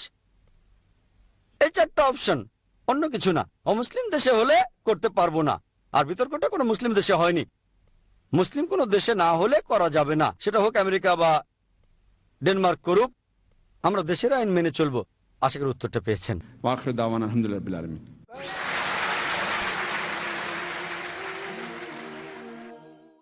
আলহামদুলিল্লাহ ওয়াসসালাতু ওয়াসসালাম আলা রাসূলিল্লাহ ওয়া আলা আলিহি ওয়া সাহবিহি আজমাইন, আম্মা বাদ। আউযু বিল্লাহি মিনাশ শাইতানির রাজীম, বিসমিল্লাহির রহমানির রহিম। ওয়া মান আহসানু ক্বাওলাম মিম্মান দাআ ইলাল্লাহি ওয়া আমিলা সালিহান ক্বালা ইন্নানি মিনাল মুসলিমিন। রাব্বি ইশরাহ লি সাদরি ওয়া ইয়াসসির লি আমরি ওয়াহলুল উকদাতাম মিন লিসানি ইয়াফকাহু কাওলি। সবাইকে স্বাগত জানাই ইসলামিক সম্ভাষণে। আসসালামু আলাইকুম ওয়া রাহমাতুল্লাহি ওয়া বারাকাতুহু। আল্লাহর দয়া, শান্তি ও রহমত আপনাদের সবার উপর বর্ষিত হোক। আপনারা ইসলাম ও কম্পারেটিভ রিলিজিয়নের উপরে যে কোনো প্রশ্ন করতে পারেন। যদি কেউ প্রশ্ন করতে চান তাহলে করতে পারেন। কোনো ভাই কি প্রশ্ন করবেন? হ্যাঁ ভাই। আসসালামু আলাইকুম। ওয়ালাইকুম আসসালাম রাহমাতুল্লাহ। আমি পুনা থেকে এসেছি। আমার প্রশ্নটা হলো, খ্রিস্টানরা বলে পবিত্র আত্মা তাদের পথ দেখায়, তাদের কিভাবে বোঝাবো যে পবিত্র আত্মা বলে কিছুই নেই? আমার আরেকটা প্রশ্ন হলো, অমুসলিমদের কিভাবে বোঝাবো যে প্রস্রাব নোংরা জিনিস, আর খেয়াল রাখতে হবে যে প্রস্রাবের ফোঁটা যেন কাপড়ে না পড়ে? এটা কিভাবে বোঝাবো? ভাই দুটো প্রশ্ন করলেন। খ্রিস্টানরা বলে পবিত্র আত্মা তাদের পথ দেখায়, তাদের কিভাবে বোঝাবো পবিত্র আত্মা আসলে নেই? আর অমুসলিমদের কিভাবে বোঝাবো প্রস্রাব অপবিত্র? প্রথম প্রশ্নটা যে পবিত্র আত্মা পথ দেখায়, প্রথমে দেখি পবিত্র আত্মা বলতে তারা কি বোঝায়। খ্রিস্টানদের মধ্যে পবিত্র আত্মার অর্থ নিয়ে মতভেদ আছে। যদি পবিত্র আত্মা বলতে ফেরেশতা জিবরাইলকে বোঝায়, জিবরাইল অবশ্যই আছেন, কিন্তু সেটা যদি বোঝায় ট্রিনিটির অংশ তাহলে সেটা ভুল। যে এটা ট্রিনিটির অংশ তার মানে স্বয়ং ঈশ্বর, হ্যাঁ একজন ঈশ্বর আছেন। এখন পবিত্র আত্মা বলতে কি বোঝায়? যদি শুধু ফেরেশতা জিবরাইলকে বোঝায়, তিনি তো অবশ্যই আছেন, এখন তিনি পথ দেখাবেন না। আল্লাহ যদি সাহায্য করতে বলেন তখনই সাহায্য করতে পারেন, কিন্তু নতুন আসমানি কিতাব আর আসবে না। মুহাম্মদ সাল্লাল্লাহু আলাইহি ওয়াসাল্লামের পরে কেউ নিজেকে নবী দাবি করলে তাকে ডাক্তার দেখাতে হবে, নবুয়ত শেষ হয়ে গেছে। এখন পবিত্র আত্মা যদি ঈশ্বর হন, হ্যাঁ ঈশ্বর আপনাকে পথ দেখাতে পারেন, তবে পবিত্র আত্মাকে ট্রিনিটির অংশ বললে সেটা ভুল। আল্লাহ পবিত্র কোরআনে সূরা নিসার 171 নম্বর আয়াতে বলেছেন, ওয়ালা তাকুলু সালাসা, তোমরা ট্রিনিটি বলো না। তারা যেটা বলে যে পবিত্র আত্মা ট্রিনিটির অংশ, এটা ভুল। তবে ঈশ্বরের কথা বললে হ্যাঁ তিনি আমাদের পথ দেখাতে পারেন। আসলে খ্রিস্টানরা সবকিছু মিলিয়ে একটা জগা খিচুড়ি পাকিয়ে ফেলেছে। ট্রিনিটির কথা বললে সেটা ভুল, ট্রিনিটি বলে কিছু নেই। তবে ঈশ্বর আছেন, তিনি আমাদের পথ দেখাতে পারেন, আমরাও দোয়া করতে পারি। ঠিক একইভাবে ফেরেশতা জিবরাইল আল্লাহ চাইলে তিনিও সাহায্য করতে পারেন। এখন ট্রিনিটি যে ভুল সেটা প্রমাণ করতে হবে। আত্মা অবশ্যই আছে, এটার উল্লেখ আছে গসপেল অফ জনে 16 নম্বর অধ্যায়ের 12 থেকে 14 অনুচ্ছেদে। যিশু তার নিজের মুখে বলেছেন, আমি তোমাদের অনেক কথাই বলতে চাই, তবে তোমরা সেগুলো এখন বুঝবে না, কারণ যখন সত্যের আত্মা এখানে আসবে সে তোমাদের সত্যের পথে নিয়ে যাবে। সে তার নিজের কথা বলবে না, যা শুনবে সেগুলোই বলবে, সে আমাকে মহিমান্বিত করবে। এই সত্যের আত্মা হলো মুহাম্মদ সাল্লাল্লাহু আলাইহি সাল্লাম। তারা কি বলবে সেটাও আমরা জানি। সত্যের আত্মা বলতে এখানে বোঝানো হয়েছে যে নবীজি মুহাম্মদ সাল্লাল্লাহু আলাইহি সাল্লাম এসে আমাদের পথ দেখাবেন, তার মানে রেখে গিয়েছেন পবিত্র কোরআনে সহিহ হাদিস, এগুলোই নির্দেশনা। প্রথমে দেখতে হবে তারা কি বোঝাচ্ছে, তারপর বলতে হবে যে খ্রিস্টান ধর্ম বা ইসলাম ট্রিনিটিতে বিশ্বাস করে না, বিশ্বাস করে এক ঈশ্বরে। এর জন্য আমার ভিডিও ক্যাসেট দেখেন, similarities between Islam and Christianity. এবারে দ্বিতীয় প্রশ্নে আসি, অমুসলিমদের এটা কিভাবে বোঝাবো যে প্রস্রাব নোংরা জিনিস, এটা পরিষ্কার করে ফেলতে হয়। এখন মানুষের প্রস্রাবের কথা বললে এটা নাজিস। এর কারণটা হলো প্রস্রাব আসলে বর্জ্য পদার্থ, শরীরে যেটা দরকার নেই সেটা বর্জ্য পদার্থ। এদিক থেকে বললে এটা নাজিস, কারণ এটা শরীরের বর্জ্য পদার্থ। তার মানে এই না যে সব প্রাণীর প্রস্রাবই হারাম বা নাজিস, বেশিরভাগেরটা হতে পারে। এভাবে যদি মানুষের প্রস্রাবের কথা বলেন, এটা বর্জ্য পদার্থ যেটার প্রয়োজন নেই। এখন প্রশ্ন হলো যে ইসলাম ধর্মে আমরা এ কথাটা এভাবে বলি কেন? এখানে কিছু বৈজ্ঞানিক যুক্তিও আছে। আল্লাহ বলেছেন বিশ্বাস করো, কেন? আল্লাহ মালুম। নবীর কথা আমরা বিশ্বাস করি, তবে কিছু ব্যাপারে যুক্তি দেখানো যায়। আমরা যখন প্রকৃতির ডাকে সাড়া দেই তখন পানি ব্যবহার করি অথবা পরিষ্কার করে ফেলি। কেন? প্রথম কথা, মুসলিমদের সবাই খতনা করি। খতনা করা না থাকলে বিভিন্ন রোগ হতে পারে, যেমন প্রেপিউসে ইনফেকশন হতে পারে, অন্যান্য ইনফেকশনও হতে পারে, এইডস হওয়ার সম্ভাবনাও বেশি। রিসেন্ট সার্ভে যাদের খতনা দেওয়া আছে তাদের এইডস হওয়ার সম্ভাবনা খুবই কম। যাদের খতনা করা তাদের সঙ্গীদেরও এইডস হওয়ার সম্ভাবনা কম, দুটোই। তাহলে এইডস হওয়াটা কঠিন, অসম্ভব বলবো না, সম্ভাবনা কম। এর পাশাপাশি তাদের স্ত্রীদেরও এইডস হওয়ার সম্ভাবনা খুবই কম। আমেরিকা একটা সার্ভে করেছিল উগান্ডায় যে যদি স্বামীর এইডস থাকে আর খতনা করা না হলে স্ত্রীর এইডস হওয়ার সম্ভাবনা 85%, খতনা করা হলে 15%। এই হলো সার্ভে। রিসার্চ হচ্ছে সার্ভেগুলো নিয়ে, তবে এটা এখন প্রতিষ্ঠিত সত্য, খতনা করা হলে রোগ হওয়া বা ছড়ানোর সম্ভাবনা কম। যৌন রোগের ক্ষেত্রেও এটা খাটে। এছাড়াও খতনা দেয়া না থাকলে যদি প্রকৃতির ডাকে সাড়া দেন পরিষ্কার হবে না, ইনফেকশন হতে পারে। খতনা দেওয়ার পরে পরিষ্কার করতে হবে, পরিষ্কার করা ভালো, তা না হলে ইনফেকশন হতে পারে, রোগ জীবাণু, অস্বাস্থ্যকর। কেউ বলবে না এটা স্বাস্থ্যকর, কোনো ডাক্তারই কথা বলবে না, সবাই বলবে পরিষ্কার করতে হবে। দেখবেন যে পশ্চিমারা যখন প্রকৃতির ডাকে সাড়া দেয় তখন তারা কমোডে প্রচুর পরিমাণে পানি ঢালে কিন্তু নিজেরা পানি নেয় না। তবে ইসলাম পরিচ্ছন্নতার কথা বলে, বৈজ্ঞানিকভাবে এটা সঠিক, এভাবে তাদের বোঝাতে পারেন। আশা করি উত্তরটা পেয়েছেন। কোন ভাই কি প্রশ্ন করবেন? আসসালামু আলাইকুম ভাই। ওয়ালাইকুম আসসালাম রহমতুল্লাহ বারাকাতুহ। এখন অনেক অমুসলিম মহিলাই ইসলাম ধর্ম গ্রহণ করছে। আমার প্রশ্নটা এই মহিলাদের বিয়ে সম্পর্কে, কারণ অনেক মুসলিম পরিবারই বেশ রক্ষণশীল আর তারা চায় না যে তাদের ছেলে এমন কোনো রিভার্ট মহিলাকে বিয়ে করুক। ভাই প্রশ্ন করলেন যে অনেক মহিলা ইসলাম গ্রহণ করছে, আর আমিও একমত যে পুরুষদের চাইতে মহিলারা বেশি ইসলাম গ্রহণ করছে। যারা ইসলাম গ্রহণ করছে তাতে 2 ভাগ মহিলা আর 1 ভাগ পুরুষ। আপনি বললেন যে এই মহিলাদের বিয়ে করতে সমস্যা হয়, আর অনেক মুসলিম পরিবারই চায় না তাদের ছেলে এমন রিভার্ট মেয়েকে বিয়ে করুক। যোগ্যপাত্র খুঁজে পাওয়া, রিভার্টদের কথা বাদ দেন, যারা প্রথম থেকে মুসলিম মহিলাদের জন্য যোগ্যপাত্র খুঁজে পাওয়া কঠিন। রিভার্ট তাদের কথা বাদ দিলাম, পরিস্থিতি খুবই খারাপ, বেশিরভাগ মানুষই ভুল পথে চলছে। তাহলে ভালো পাত্র খুঁজে পাওয়া এখন একটা সমস্যা, আর ভালো ছেলে খুঁজে পাওয়া কঠিন। ভালো মেয়ে খুঁজে পাওয়া সহজ, কারণ আল্লাহ তাদের সেভাবে বানিয়েছেন, আর মহিলারা সেজন্য বেশি ইসলাম গ্রহণ করছে। এখন আপনার প্রশ্নটা রিভার্ট কোনো মহিলাকে বিয়ে করার প্রসঙ্গে। এটা বলা উচিত না যে মুসলিম ছেলে রিভার্ট মহিলাকে বিয়ে করবে না। আর অনেক সময় ইসলাম গ্রহণের পেছনে অন্য কারণও থাকে, সব না, কিছু কারণ। হয়তো LBW, লাভ বিফোর ওয়েডিং, প্রেম করে বিয়ে করবেন, এক্ষেত্রে আগে ইসলাম ধর্ম গ্রহণ করতে হবে, তাই রিভার্ট হলেন। তবে আলহামদুলিল্লাহ আমি অনেক মহিলাকে দেখেছি যারা মুসলিম হচ্ছেন ইসলামের কারণেই। এখনকার দিনে অনেকে ইসলাম গ্রহণ করছে।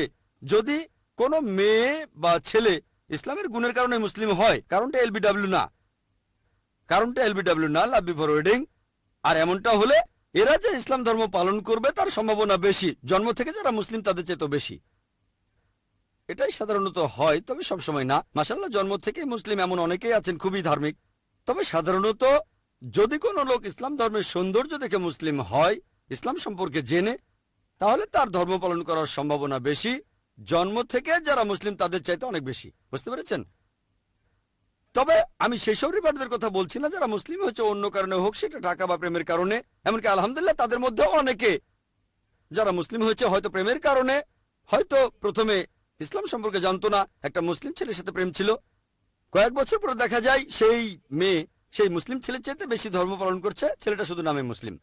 বিয়ের আগে মেয়েটাকে বলেছে তোমাকে ধর্ম বদলাতে হবে, তারপর দেখা গেল সেই মেয়ে মুসলিম হলো, কয়েক বছর পরে সেই মেয়ে হয়তো ইসলাম পালন করছে বেশি বেশি করে। হয়তো স্বামীকে সে দাওয়া দিচ্ছে, স্বামী মানবে কিনা সেটা আলাদা ব্যাপার, এরকম অনেক আছে। তবে যদি কোনো পুরুষ বা মহিলা ইসলামের গুণের কারণেই মুসলিম হয়, তাহলে তারা মুসলিম ঘরে জন্মানো ছেলে মেয়েদের চাইতে বেশি ধর্ম পালন করবে, এই সম্ভাবনাই বেশি। এখানে অনুৎসাহিত না করে উৎসাহ দিতে হবে। তবে এর পাশাপাশি অন্যান্য বিষয়গুলো দেখতে হবে। আরো অনেক বিষয় আছে। অনেকে দেখে সৌন্দর্য, আভিজাত্য, সম্পদ আর গুণ, সেরা হলো গুণ। অন্য 3টা বিষয় দেখবেন, এমন না যে দেখবেন না। কেউ যদি সুন্দরী মেয়ে বিয়ে করতে চায় করতে পারে, এতে কোনো রকম সমস্যা নেই। তবে সেরাটা হলো গুণ। সৌন্দর্য দেখতে গিয়ে গুণটাকে বাদ দেবেন না। যদি কারোর মধ্যে 4টা জিনিসই পান তবে তা আলহামদুলিল্লাহ। যদি কাউকে বিয়ে করেন যে সুন্দরী, সম্পদশালী, অভিজাত আর গুণবতী, আলহামদুলিল্লাহ। তবে সেরাটা হলো গুণ। আর নিজের অবস্থানের সাথে সামঞ্জস্য রেখে বিয়ে করবেন, এগুলো সব হাদিসে লেখা আছে। অবশ্যই এমন না যে সবই মানতে হবে, কিছু নাও মানতে পারেন। শুধুমাত্র গুণের জন্য অনেক কিছু বাদ দিতে পারেন, এভাবেও বিয়ে করে সুখী হতে পারেন আপনি। তাহলে এখানে বিভিন্ন বিষয় দেখে নিতে হবে। এখানে অনুৎসাহিত করা হচ্ছে না, উৎসাহ দেওয়া হচ্ছে, তবে বিভিন্ন বিষয় দেখে নিতে হবে। এমন না যে কলেজে প্রেম হয়েছে, 1 বছর পরে মুসলিম হয়ে বিয়ে করে ফেললেন। এখানে অনেক বিষয় দেখতে হবে। সেই মেয়ে একজন ভালো মুসলিম হতে পারে। এখানে সব দিকে খেয়াল রাখবেন, তাদের অনুৎসাহিত করবেন না, বরং আপনারা উৎসাহ দেবেন। আশা করি উত্তরটা পেয়েছেন। কোনো ভাই কি প্রশ্ন করবেন? হ্যাঁ ভাই। আসসালামু আলাইকুম। ওয়ালাইকুম আসসালাম। হিজরি ক্যালেন্ডার চালু হওয়ার আগে মক্কা মদিনায় কোন ক্যালেন্ডার চালু ছিল, আর সৌর বছরের সাথে এই হিজরি ক্যালেন্ডার, এই দুইটাকে আমরা কিভাবে মিলাবো? ভাই প্রশ্ন করলেন যে হিজরি ক্যালেন্ডার আসার আগে মক্কা আর মদিনায় কোন ক্যালেন্ডার ব্যবহার করা হতো, আর হিজরি ক্যালেন্ডারকে সৌর বছরের সাথে কিভাবে মিলাবো, পার্থক্যটা কি? 1 নম্বর পয়েন্ট, হিজরি ক্যালেন্ডার হিজরির আগে থেকেই চালু ছিল, তবে তারা মানত চান্দ্র বছর। ক্যালেন্ডার 2 রকমের আছে, সৌর এবং চান্দ্র। সৌরকে বলা হয় গ্রেগরিয়ান ক্যালেন্ডার, আর চান্দ্র ইসলামে এটা হিজরি। হিন্দু ধর্মে যে চান্দ্র বছর সেটার হিসাবটা অন্যরকম। পুরো পৃথিবী জুড়ে মানুষ 2 ধরনের ক্যালেন্ডার ব্যবহার করে, চান্দ্র এবং সৌর। অফিসে সাধারণত সৌর বছর মেনে চলে, যেটাকে বলে গ্রেগরিয়ান ক্যালেন্ডার। আমরা মুসলিমরা মেনে চলি হিজরি ক্যালেন্ডার, যেটা শুরু হয়েছে মুহাম্মদ সাল্লাল্লাহু আলাইহি ওয়াসাল্লামের হিজরত থেকে। নবীজি হিজরত করলেন, সেখান থেকে শুরু। সাধারণত আমরা যেটা মানি গ্রেগরিয়ান ক্যালেন্ডার, অর্থাৎ সৌর বছর, যেটা খ্রিস্টকে অনুসরণ করে। তবে সেটাও ঐতিহাসিকভাবে পুরোপুরি সঠিক না, কারণ যীশুখ্রিস্ট জন্মগ্রহণ করেছে 6 বিসিতে। 6 বিসি মানে বিফোর ক্রাইস্ট। যীশুখ্রিস্ট কিভাবে 6 বিসিতে জন্মান এটা অর্থহীন, এটা একেবারে অর্থহীন। যীশুখ্রিস্ট জন্মেছেন 6 সালে বিফোর ক্রাইস্ট, এটা অর্থহীন, কোনো মানে হয় না। যাই হোক, এটার সাথে যীশুখ্রিস্টের একটা সম্পর্ক রয়েছে, সম্পর্ক আছে, কিন্তু এখানে ব্যাপারগুলো একেবারে জগা খিচুড়ি পাকিয়ে গেছে। পুরো ক্যালেন্ডারটাই তারা বদলে ফেলেছে। এটাকে আরো বলে সিই, ক্রিশ্চিয়ান এরা। আর বিসির পরে অ্যান্নো ডোমিনি, এটাকে অবশ্য অনেকে ভুল করে বলে after death. Before Christ BC সমস্যা নেই। হ্যাঁ, অ্যান্নো ডোমিনি ল্যাটিন ভাষা, in the year of Lord. তাই আমরা বলি সিই, ক্রিশ্চিয়ান এরা, এটাই সঠিক। এখন জানতে চাইলেন পার্থক্যটা কি? সৌর এবং চান্দ্র ক্যালেন্ডারের মধ্যে পার্থক্য হিজরি আর গ্রেগরিয়ান ক্যালেন্ডারের। দেখবেন সৌর ক্যালেন্ডারে একটা নির্দিষ্ট তারিখ নির্দিষ্ট সিজনে আসে। সৌর ক্যালেন্ডারের ভিত্তি হলো সূর্য। 24 ঘন্টা, পৃথিবী একবার আবর্তিত হয় একদিন, এরপরে একটা প্রদক্ষিণ, সূর্যের চারপাশে ঘুরে আসতে সময় লাগে 1 বছর। এখন সৌর ক্যালেন্ডার যদি দেখেন, জলবায়ু নির্ভর করে সূর্যের উপর, চাঁদের উপর না। তাই সৌর ক্যালেন্ডার ব্যবহার করলে একটা নির্দিষ্ট দেশে, একটা নির্দিষ্ট জায়গায়, নির্দিষ্ট কোনো মাসের নির্দিষ্ট তারিখ সবসময় একই সিজন হয়। এখানে মৌসুমী বায়ু আসে জুনে, জুলাই, আগস্ট, সেপ্টেম্বরে বৃষ্টি হয়, তারপরে শীতকাল আসে নভেম্বর, ডিসেম্বর, জানুয়ারি, তারপরে গ্রীষ্মকাল। তাহলে গ্রীষ্ম, বর্ষা, শীত তারিখটা একই রকম থাকবে। একইভাবে শরৎ, হেমন্ত, বসন্ত আসবে। এভাবে ঋতুগুলোর দিন তারিখ সবই ঠিক থাকবে। এখন যেহেতু জলবায়ু নির্ভর করে সূর্যের উপরে, পৃথিবীর প্রদক্ষিণের উপরে, চান্দ্র ক্যালেন্ডারে নির্ভর করি চাঁদের উপরে, তাহলে চান্দ্র ক্যালেন্ডারের ঋতুগুলোর মাস তারিখ একরকম থাকবে না, সবসময় বদলে যাবে। সৌর ক্যালেন্ডারের সাথে তুলনা করলে চান্দ্র ক্যালেন্ডারে দেখবেন আনুমানিক 11 দিন কম থাকে, সৌর ক্যালেন্ডারের তুলনায় 11 দিন কম। তাহলে চান্দ্র ক্যালেন্ডার মেনে চললে প্রতি 33 বছরে সৌর ক্যালেন্ডারের চাইতে 1 বছর বেশি হবে। তাহলে সৌর ক্যালেন্ডারে আমার বয়স যদি 33 বছর হয়, চান্দ্র ক্যালেন্ডারে হবে 34। 11 দিনকে 33 দিয়ে গুণ করলে আনুমানিক 1 বছর পাবেন। তবে সুবিধাটা দেখেন, আমরা মুসলিমরা চান্দ্র ক্যালেন্ডার মানি। সুবিধাটা হলো আমাদের মুসলিমদের কিছু মাস রয়েছে, যেমন রমজান, সিয়াম সাধনার মাস, 9 নম্বর মাস। এই রমজান মাসে আমরা মুসলিমরা রোজা রাখি। এখন যদি রোজা হয়, ধরেন এখানে এখন চলছে শীতকাল, তাহলে পৃথিবীর অন্য প্রান্তে গ্রীষ্মকাল। এটা সৌর বছর হলে সেই প্রান্তের মানুষ সবসময় গ্রীষ্মকালেই রোজা রাখত।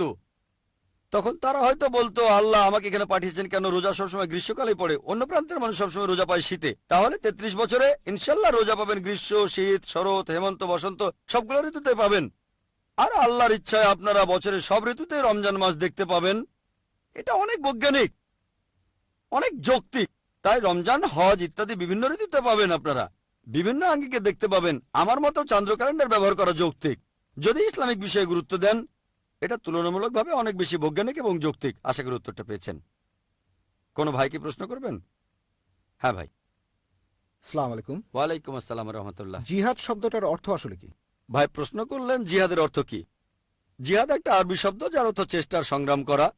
এটা এসেছে আরবি শব্দ জাহাদা থেকে, চেষ্টা আর সংগ্রাম করা। তাহলে জিহাদ অর্থ চেষ্টা আর সংগ্রাম করা। তবে অনেকেরই ভুল ধারণা আছে, শুধু অমুসলিমদের নয়, অনেক মুসলিমদেরও এই ধারণা আছে যে যদি কোনো মুসলিম কোনো যুদ্ধ করে যে কোনো কারণে, তাহলে সেটাই হচ্ছে জিহাদ। হোক সেটা ব্যক্তিগত কারণে, টাকা পয়সার কারণে, অথবা যদি হয়ে থাকে কোনো রাজনৈতিক কারণে, অথবা যদি হয় এলাকার কারণে, অথবা খ্যাতির জন্য। যখনই মুসলিমরা কোনো যুদ্ধ করে সেটাই জিহাদ। এটা একেবারে সম্পূর্ণরূপে ভুল ধারণা। জিহাদ মানে চেষ্টা আর সংগ্রাম করা। আর ইসলামিক পরিভাষায় জিহাদ এর অর্থ কারণ নিজের খারাপ প্রবৃত্তির বিরুদ্ধে সংগ্রাম করা। এছাড়াও জিহাদের অর্থ সমাজের উন্নতির জন্য চেষ্টা আর সংগ্রাম করা। আরও জিহাদের অর্থ আত্মরক্ষার জন্য যুদ্ধ করা, আত্মরক্ষার জন্য সংগ্রাম করা কোনো যুদ্ধের ময়দানে। এছাড়াও জিহাদের অর্থ অত্যাচারের বিরুদ্ধে সংগ্রাম করা। তাহলে জিহাদের মানে চেষ্টা আর সংগ্রাম করা। যদি কোনো ছাত্র স্কুলের পরীক্ষায় পাশ করার জন্য চেষ্টা আর সংগ্রাম করে যায় সেটা জিহাদ। তাহলে জিহাদের অর্থ চেষ্টা আর সংগ্রাম করা। অনেকেরই ভুল ধারণা আছে যে জিহাদ এটা করতে পারে শুধু মুসলিমরা। আল্লাহ সুবহানাহু ওয়া তাআলা পবিত্র কোরআনে সূরা লুকমানের 15 নম্বর আয়াতে বলেছেন, এছাড়াও সূরা আনকাবুতের 8 নম্বর আয়াতে বলেছেন যে বাবা মা জিহাদ করে যাতে করে তাদের সন্তান আল্লাহ তাআলা বাদে অন্য কারো ইবাদত করে। তাহলে অমুসলিম বাবা মা জিহাদ করছে যাতে তাদের সন্তান শিরক করে। তাহলে অমুসলিমরাও জিহাদ করে। তবে মুসলিমরা যখন জিহাদ করে সেটা জিহাদ ফি সাবিলিল্লাহ, আল্লাহ তাআলার পথে চেষ্টা সংগ্রাম করা। আর অমুসলিমরা করে জিহাদ ফি সাবিল শয়তান, শয়তানের পথে সংগ্রাম করা। তাহলে জিহাদ অর্থ চেষ্টার সংগ্রাম করা। বিস্তারিত জানতে চাইলে আমার ভিডিও ক্যাসেট দেখেন, টেররিজম এন্ড জিহাদ ইন ইসলামিক পার্সপেক্টিভ। আশা করি উত্তরটা পেয়েছেন। হ্যাঁ ভাই। আসসালামু আলাইকুম। কয়েকদিন ধরে বোম্বে শহরের অলিতে গলিতে বিভিন্ন পোস্টার দেখছি, ইমাম মাহদী ফাউন্ডেশন থেকে ছাপা হয়েছে। বলা হয়েছে যে ইমাম মাহদী চলে এসেছেন, চাঁদের উপর ওনার মুখ দেখা গেছে। ওনার মুখ চাঁদের উপর দেখা গেছে। পোস্টারগুলো হিন্দি, ইংলিশ আর উর্দুতে ছাপা হয়েছে। বোম্বের অনেক জায়গায় লাগানো হয়েছে। এ ব্যাপারে আপনি কিছু বলবেন? ভাই প্রশ্ন করলেন যে বোম্বে শহরের বিভিন্ন রাস্তায় কিছু পোস্টার লাগানো হয়েছে ইমাম মাহদী ফাউন্ডেশন থেকে।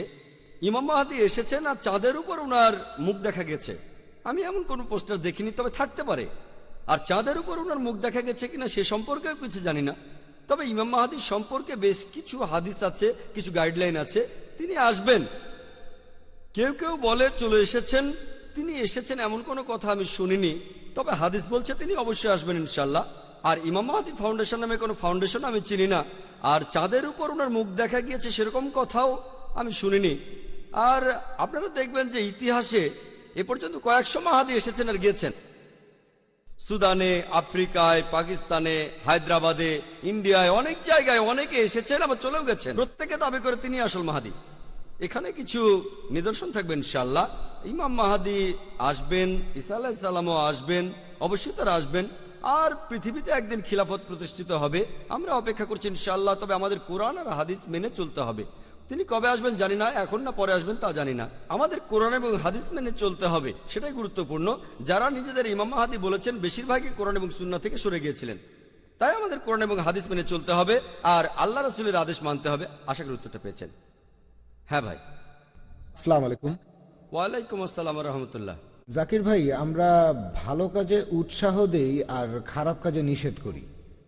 এখন মুসলিম এলাকায় যে মদের দোকানগুলো আছে তারা যেন অন্তত পক্ষে মুসলিম এলাকায় মদ বিক্রি না করে, সেজন্য কি করতে পারি?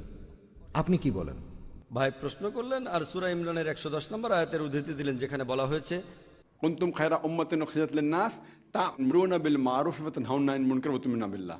মুসলিমরা তোমরাই শ্রেষ্ঠ উম্মত, কারণ তোমরা সৎ কাজের নির্দেশ দাও, অসৎ কাজে নিষেধ করো, আল্লাহকে বিশ্বাস করো। আপনি বলছেন যে ইন্ডিয়ায় অনেক মদের দোকান আছে, বিশেষ করে যেগুলো মুসলিম এলাকায়, এরা যাতে মদ বিক্রি না করে সেজন্য আমরা কি করতে পারি? যখনই খারাপ কিছু দেখবেন, আমাদের নবীজি সাল্লাল্লাহু আলাইহি ওয়াসাল্লাম বলেছেন যখন খারাপ কিছু দেখবেন হাত দিয়ে থামাতে পারলে সেটা হাত দিয়ে থামান, মুখ দিয়ে থামাতে পারলে মুখ দিয়ে থামান। কমপক্ষে আপনি মনে মনে অভিশাপ দেন, আর এটা করলে হবেন একেবারে নিচু স্তরের মুমিন। খারাপ জিনিসকে থামানোর অনেক পদ্ধতি হতে পারে, হাত অথবা মুখ, এর কোনোটাই যদি করতে না পারেন তাহলে মনে মনে অভিশাপ দেন। এখানে অনেক কিছু করতে পারেন, তাদের বোঝাতে পারেন। সেই মদের দোকানের মালিক যদি মুসলিম হয় বুকলেট বিলি করতে পারেন কোরআনের আয়াতের উদ্ধৃতি দিয়ে, হাদিসের উদ্ধৃতি দিয়ে ইত্যাদি ভাবে।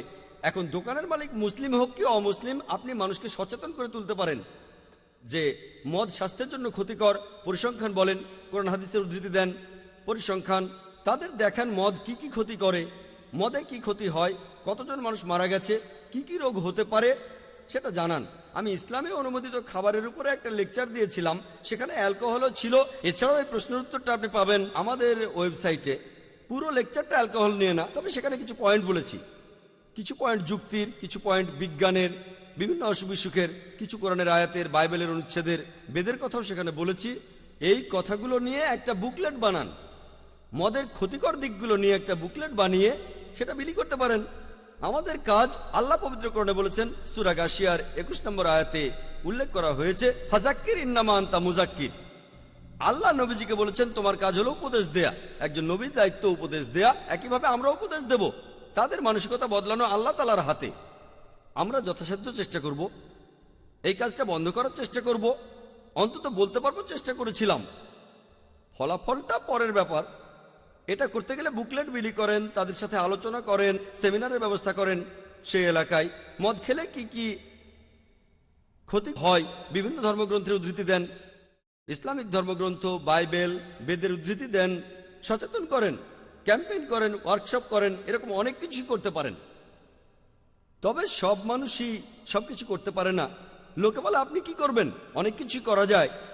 তাহলে মদ বিক্রি বন্ধ করতে এগুলো করতে পারেন। যদি চান দোকান মালিকের সামনে হিকমার সঙ্গে কথা বলবেন, সেটাও করতে পারেন, আপনার উপরে নির্ভর করবে। মালিক যদি মুসলিম হয় তাহলে তার সঙ্গে দেখা করতে পারেন আর হিকমার সাথে কথা বলেন।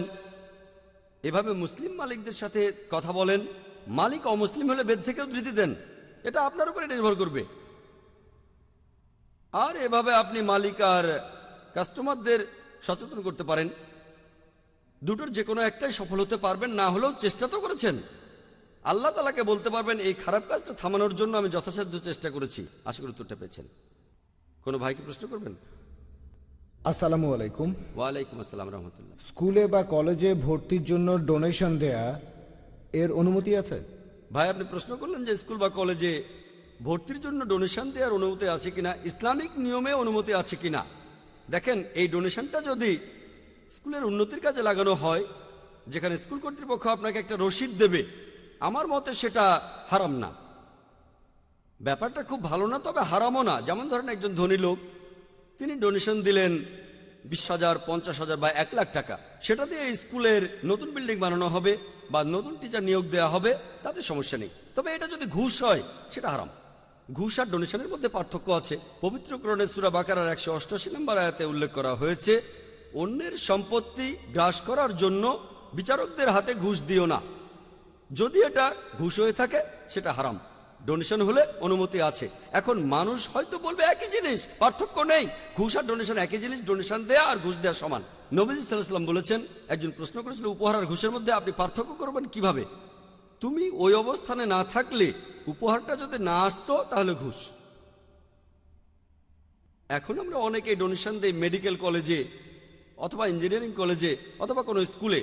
যদি ডোনেশন দেন, আপনি যদি অফিসিয়াল কোনো রসিদ পান আর টাকাটা দিয়ে যদি স্কুলের কোনো উন্নতি হয়, এই উদ্দেশ্যে আসন সংরক্ষিত থাকলে আমার মতে কোনো সমস্যা নেই। কিন্তু ডোনেশনের এই টাকাটা যদি প্রিন্সিপালের পকেটে যায় অথবা ম্যানেজমেন্টের পকেটে, কোনো টিচারের পকেটে, তাহলে হারাম, এটা ঘুষ। আপনি বেশিরভাগ ক্ষেত্রে দেখবেন যে ডোনেশনটা দেবেন সেটা কারো পকেটে চলে যাবে, রসিদ দিতে পারে বা নকল রসিদও দিতে পারে, এটাও ঠিক না। তাহলে যদি ডোনেশন দিতে চান, এই ব্যাপারগুলো দেখতে হবে। আর এই ব্যাপারগুলো দেখে আপনি ডোনেশন দিতে পারেন, টাকাটারও সদ্ব্যবহার হবে। তবে যদি তারা সরাসরি ঘুষ চায় সেটা হারাম। ঘুষ দিয়ে ভর্তি করানো সম্পূর্ণ হারাম। আশা করি উত্তরটা পেয়েছেন। ওয়াখির দাওয়ানা আলহামদুলিল্লাহ ওয়াসসালাতু ওয়াসসালামু রাসূলিল্লাহ ওয়া আলা আলিহি ওয়া সাহবিহি আজমাইন, আম্মা বাদ। আউযু বিল্লাহি মিনাশ শাইতানির রাজীম, বিসমিল্লাহির রহমানির রহিম। উদু ইলা সাবিলি রাব্বিকা বিল হিকমা ওয়াল মাউইযাতিল হাসানাহ ওয়াজাদিলহুম বিল্লাতি আহসান। রব্বি ইশরাহ লি সাদরি ওয়া ইয়াসসির লি আমরি ওয়াহলুল উকদাতাম মিন লিসানি ইয়াফকাহু কাওলি। সবাইকে স্বাগত জানাই ইসলামিক সম্ভাষণে। আসসালামু আলাইকুম ওয়া রাহমাতুল্লাহি ওয়া বারাকাতুহু। আল্লাহর দয়া, শান্তি ও রহমত আপনাদের সবার উপর বর্ষিত হোক। আপনারা ইসলাম ও কম্পারেটিভ রিলিজিয়নের উপরে যে কোনো প্রশ্ন করতে পারেন। যদি কেউ প্রশ্ন করতে চান তাহলে করতে পারেন। হ্যাঁ ভাই। পবিত্র বাইবেলে আছে যে যীশুখ্রিস্ট তার শিষ্যদের বলছেন যে অন্য জাতির মানুষকে ব্যাপটাইজ করো পিতা পুত্র পবিত্র আত্মার নামে। এখন আমার প্রশ্নটা হলো, এই অনুচ্ছেদটাই কি যিশুর ঈশ্বর হওয়ার প্রমাণ? না হলে এটার উত্তরটা কি হবে? ভাই আপনি একটা প্রশ্ন করলেন যে পবিত্র বাইবেলে আছে যিশু তার শিষ্যদের বলছেন তোমরা মানুষকে ব্যাপটাইজ করো পিতা পুত্র ও পবিত্র আত্মার নামে। এটার মানে কি ট্রিনিটি? আমার মন্তব্য কি, এটা কমপ্লিট ট্রিনিটি না। বাইবেলের ট্রিনিটির ধারণার কাছাকাছি অনুচ্ছেদ আছে ফার্স্ট এপিস্টল অফ জনে 5 নম্বর অধ্যায় 7 অনুচ্ছেদ বলছে স্বর্গে তিনজন সব হিসাব রাখেন, পিতা পুত্র এবং পবিত্র আত্মা, আর এরা তিনজন এক। যদি এক হয় তাহলে ট্রিনিটি। যদি আমি বলি যে তিনজন লোক আছে, এটা ট্রিনিটি না। তিনজন এক হলে সেটা ট্রিনিটি হবে। বাইবেলে কোথাও ট্রিনিটি শব্দটা পাবেন না নাম ধরে। ট্রিনিটি শব্দটা বাইবেলে নেই, পবিত্র কোরআনে আছে। সূরা নিসার 171 নম্বর আয়াতে উল্লেখ করা হয়েছে, বলা হয়েছে ওয়ালা তাকুলু সালাসা, তোমরা ট্রিনিটি বলো না, ইনতাহু খায়রাল লাকুম, তোমাদের জন্য এটা কল্যাণকর। কোরআনে ট্রিনিটি আছে, তবে বলা হয়েছে এটা বলো না। এরপর সূরা মাইদার 73 নম্বর আয়াতে উল্লেখ করা হয়েছে লাকাদ কাফরাল্লাযিনা কালু ইন্নাল্লাহা সালিসু সালাসা, তারা কুফরি করছে, ধর্মের অবমাননা করছে যারা এই কথা বলে যে আল্লাহ তিনের মধ্যে একজন, আল্লাহ হলেন তিনজন মিলে, এটাকে বলে ট্রিনিটি। পবিত্র কোরআনে এই ট্রিনিটি শব্দটা আছে মোট 2 বার, তবে বলা আছে এটা নিষিদ্ধ। পবিত্র বাইবেলে শব্দটা কোথাও নেই। সবচেয়ে কাছাকাছি ফার্স্ট এপিস্টল অফ জন 5 নম্বর অধ্যায় 7 অনুচ্ছেদ, আপনার বলা অনুচ্ছেদটা না, সেটাতে তিনজনকে এক বলা হয়নি, এটাতে বলা হয়েছে। তবে এই ফার্স্ট এপিস্টল অফ জন 5 নম্বর অধ্যায় 7 অনুচ্ছেদ যেটা বলছে যে স্বর্গে তিনজন হিসাব রাখে, পিতা পুত্র আর পবিত্র আত্মা, আর তিনজন হলো এক, এটা বাইবেলের রিভাইজড স্ট্যান্ডার্ড ভার্সন অনুযায়ী, স্ট্যান্ডার্ড ভার্সন রিভাইজ করেছেন 32 জন খ্রিস্টান বিশেষজ্ঞ যারা খুবই উচ্চপদস্থ, যাদের পেছনে 50টি খ্রিস্টান প্রতিষ্ঠান সমর্থন দিচ্ছে। এই বিশেষজ্ঞরা বলছেন যে পবিত্র বাইবেলের এই অনুচ্ছেদটা বানানো হয়েছে, পরে লেখা হয়েছে, তারপর ঢোকানো হয়েছে, আর বাইবেল থেকে এই অনুচ্ছেদটা বাদ দেওয়া হয়েছে। কারণ এটা বানানো হয়েছে, পরে লেখা হয়েছে, তারপর ঢোকানো হয়েছে। তাই রিভাইজ স্ট্যান্ডার্ড ভার্সনে, যেটা হলো বাইবেলের সবচেয়ে বেশি বিক্রি হওয়া ভার্সন, সেখানে এটা নেই। আপনি যেটা বললেন তিনজনের কথা, কিন্তু ট্রিনিটি না। যে অনুচ্ছেদটা বাদ দেওয়া হয়েছে সেখানেও ট্রিনিটি নেই, কিন্তু ট্রিনিটির কাছাকাছি যেটা পবিত্র বাইবেল থেকে বাদ দেওয়া হয়েছে। তাহলে ট্রিনিটি শব্দটা বাইবেলে নেই, এই শব্দটা শেখায় চার্চ। বাইবেল অথবা যীশু খ্রিস্ট কখনো ট্রিনিটির কথা বলেননি। আশা করি উত্তরটা পেয়েছেন। কোনো ভাই কি প্রশ্ন করবেন? হ্যাঁ ভাই। চিকিৎসা করার অনেকগুলো পদ্ধতি আছে, আর তার একটা হলো হোমিওপ্যাথি চিকিৎসা। আমরা জানি যে এই ওষুধে আছে অ্যালকোহল। অনেকে বলে যে 90% হোমিওপ্যাথি ওষুধের মধ্যেই অ্যালকোহল থাকে। এ ব্যাপারে কি বিস্তারিত বলবেন? কারণ কিছু অসুখ বিসুখ আছে যেগুলো শুধুমাত্র হোমিওপ্যাথিক ওষুধেই সারে, যেমন অস্টার আর্থ্রাইটিস ইত্যাদি। ভাই প্রশ্ন করলেন যে হোমিওপ্যাথি চিকিৎসায় বেশিরভাগ ওষুধে অ্যালকোহল থাকে, অনেকে বলে 90%, আর বললেন কিছু রোগ যেমন অস্টার আর্থ্রাইটিস একমাত্র চিকিৎসা হোমিওপ্যাথি, যেটার সঙ্গে আমি একমত নই, তবে এতে কোনো সমস্যা নেই। এখন হোমিওপ্যাথি ওষুধ খেতে পারবো কি না, সাধারণ নিয়ম হিসেবে অ্যালকোহল নিষিদ্ধ। যদি এটাই একমাত্র ওষুধ যেটা আপনার জীবন বাঁচাবে, জীবন বিপন্ন হলে অনুমতি আছে। আপনি জিজ্ঞাসা করলে বলবো হ্যাঁ বেশিরভাগ হোমিওপ্যাথিক ওষুধে অ্যালকোহল থাকে, তাই যদি বাদ দিতে পারেন তাহলে বলবো বাদ দেন, অন্য কোনোভাবে চিকিৎসা করেন যেটাতে কোনো অ্যালকোহল নেই। হোমিওপ্যাথি বেশিরভাগ ওষুধে আছে, তাই সাধারণ নিয়মে চিকিৎসাটা নেব না, এটাই সাধারণ নিয়ম। অনেকেই হয়তো অ্যালোপ্যাথির চাইতে হোমিওপ্যাথিতে উপকার পাবেন। বলছি না হোমিওপ্যাথি সেরা, তবে অনেকে হয়তো হোমিওপ্যাথিতে ভালো ফল পেতে পারেন। কেউ সব নিয়মে চিকিৎসা করে তারপর হোমিওপ্যাথিতে আসলো, আর শেষ উপায় হিসেবে এই চিকিৎসা নেই, কোনো সমস্যা নেই। তবে আপনি বললেন কিছু রোগ হোমিওপ্যাথি ছাড়া সারে না, আমি একমত নই। কিছু মানুষ হোমিওপ্যাথিতে উপকার পেয়েছে, পাননি সেটা বলছি না। হোমিওপ্যাথিতে অনেক মানুষ উপকার পেয়েছেন, তবে অন্য পদ্ধতিতেও পাবেন। আর লোকজন বলে এই ডাক্তার সেরা, এই ট্রিটমেন্ট সেরা, তাহলে এমনিতে আপনি অ্যালকোহল মেশানো ওষুধ খাবেন না। তবে যদি হোমিওপ্যাথি একমাত্র চিকিৎসা হয়, একমাত্র ট্রিটমেন্ট, অন্য পদ্ধতিতে যদি ট্রিটমেন্ট থাকে যেটাতে অ্যালকোহল নেই, আগে সেটা দেখেন। হোমিওপ্যাথি হলো শেষ ভরসা, প্রথমেই যাবেন না। অন্য চিকিৎসায় কাজ না হলে তারপর হোমিওপ্যাথি চিকিৎসা নিয়ে দেখতে পারেন, সমস্যা নেই। আশা করি উত্তরটা পেয়েছেন। হ্যাঁ ভাই বলেন। জাকির ভাই, আমার প্রশ্নটা বায়াত সম্পর্কে। বায়াতের গুরুত্ব কতখানি, আর এটা কি এখনকার দিনে প্রযোজ্য, যেখানে খিলাফত বলে কিছুই নেই? ভাই প্রশ্ন করলেন যে বায়াতের গুরুত্ব কতখানি। বায়াত মানে আনুগত্য প্রকাশ করা। এটা কোরআনের সূরা মুমতাহিনায় আছে। এখানে 12 নম্বর আয়াতে বলা হয়েছে, হে নবী, যখন মুমিন নারীরা তোমার কাছে এসে বায়াত করে, সূরা মুমতাহিনার 12 নম্বর আয়াতে উল্লেখ করা হয়েছে, এটাই হলো বায়াত। তাহলে আমরা দেখতে পাচ্ছি যে ইসলাম ধর্মে যদি কোনো খিলাফত থাকে যারা উচিত কাজ করে, আর প্রত্যেক মুসলিমেরই বায়াত করা উচিত কোনো খলিফার কাছে। যদি খিলাফত থাকে, খলিফাকে মেনে চলবেন, সব নিয়ম কানুন মেনে চলবেন। তবে দুর্ভাগ্যের কথা, এখন কোনো খিলাফতই নেই। তবে যদি থাকে এটা আবশ্যক। আর নবীজির কাছে একটা বায়াত আমরা অলরেডি করেছি। তিনি আল্লাহর প্রেরিত সর্বশেষ ও চূড়ান্ত রাসূল। যদি কোনো খলিফা থাকেন আমরা বায়াত করব, এটা মুসলিমদের সবার জন্য বাধ্যতামূলক। দুর্ভাগ্যজনকভাবে কোনো খিলাফত নেই। কিছু মানুষ আবারও খিলাফত প্রতিষ্ঠার চেষ্টা চালাচ্ছে, তবে খিলাফত থাকলে বায়াত করা বাধ্যতামূলক। এখন বায়াত বিভিন্ন প্রকারের হতে পারে। আপনি এখানে বললেন খিলাফতের কথা, আমাদের নবীজির কাছে বায়াত করা সেটা আমরা সবাই করেছি। মুসলিমরা লা ইলাহা ইল্লাল্লাহ মুহাম্মাদুর রাসূলুল্লাহ বিশ্বাস করি এক আল্লাহ এবং মুহাম্মদ তার রাসূল। এরপর যদি কোথাও খিলাফত চালু হয় তাহলে বায়াত করা বাধ্যতামূলক। এছাড়াও হতে পারে কোনো অর্গানাইজেশনের কাছে বায়াত করা, এটা বাধ্যতামূলক না। যেমন কোনো অর্গানাইজেশনের নেতার কাছে বায়াত করা। এভাবে যত নিচে নামবেন গুরুত্ব ততটাই কম। নবীজির হাদিসে আছে, যেখানে দুজন লোক আছে তাদের একজন আমির হবে। উপরের দিকে গেলে আমাদের রাসূল, তিনি 1 নম্বর, তারপর আছেন খলিফা। এরপর যদি খলিফা কাউকে ক্ষমতা দেন তাহলে তাকে মানতে হবে। নবীজি সবার উপরে, নবীজি কাউকে ক্ষমতা দিলেন অথবা খলিফা কাউকে ক্ষমতা দিলেন, তিনি থাকবেন পরের স্তরে। নবীজি নিয়োগ দিলেন বা খলিফা নিয়োগ দিলেন, এ আমার হয়ে কাজ করবে, এটা হলো 3 নম্বর পর্যায়ে। এরপর কোনো অর্গানাইজেশনের নেতার কাছে বায়াত করা। এভাবে যত নিচে নামবেন উপরের স্তরে এটা ফরজ নবীজি অথবা খলিফার ক্ষেত্রে। তবে যত নিচে নামবেন সেটা হয়তো হবে কোনো একটা অর্গানাইজেশন মানলেন বা না মানলেন, তবে সেখানেও একজন আমির থাকবে। সেটা এমন না যে তার কথাগুলো মেনে চলা বাধ্যতামূলক। ধরেন 3 জন লোক একসাথে বের হলো ভ্রমণ করতে, ধরেন তারা বের হয়েছে পিকনিক করতে, সেখানেও তাদের মধ্যে একজন নেতা থাকতে পারে। এখন তারা সেই নেতার কথা মেনে চলবে কিনা সেটা আসলে আলাদা ব্যাপার। এখানে স্তরটাও দেখতে হবে। আমিরের কাছে বায়াত করতে হবে না, তবে যদি কাউকে আমির হিসেবে ঠিক করেন তার মানে হলো সে আপনাদের নেতা।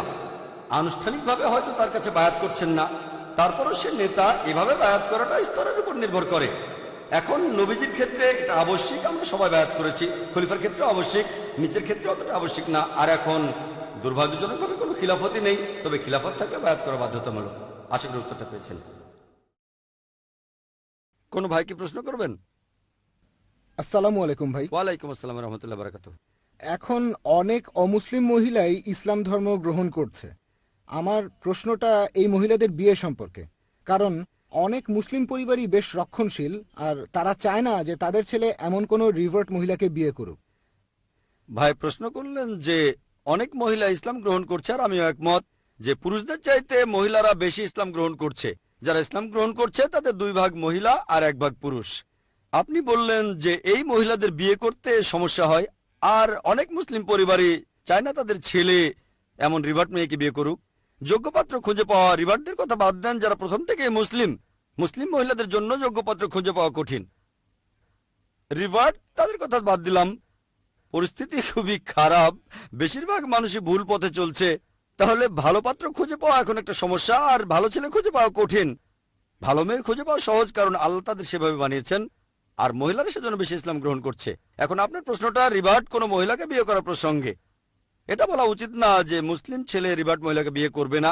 আর অনেক সময় ইসলাম গ্রহণের পেছনে অন্য কারণও থাকে, সব না কিছু কারণ। হয়তো LBW, লাভ বিফোর ওয়েডিং, প্রেম করে বিয়ে করবেন, এক্ষেত্রে আগে ইসলাম ধর্ম গ্রহণ করতে হবে, তাই রিভার্ট হলেন। তবে আলহামদুলিল্লাহ আমি অনেক মহিলাকে দেখেছি যারা মুসলিম হয়েছেন ইসলামের কারণেই।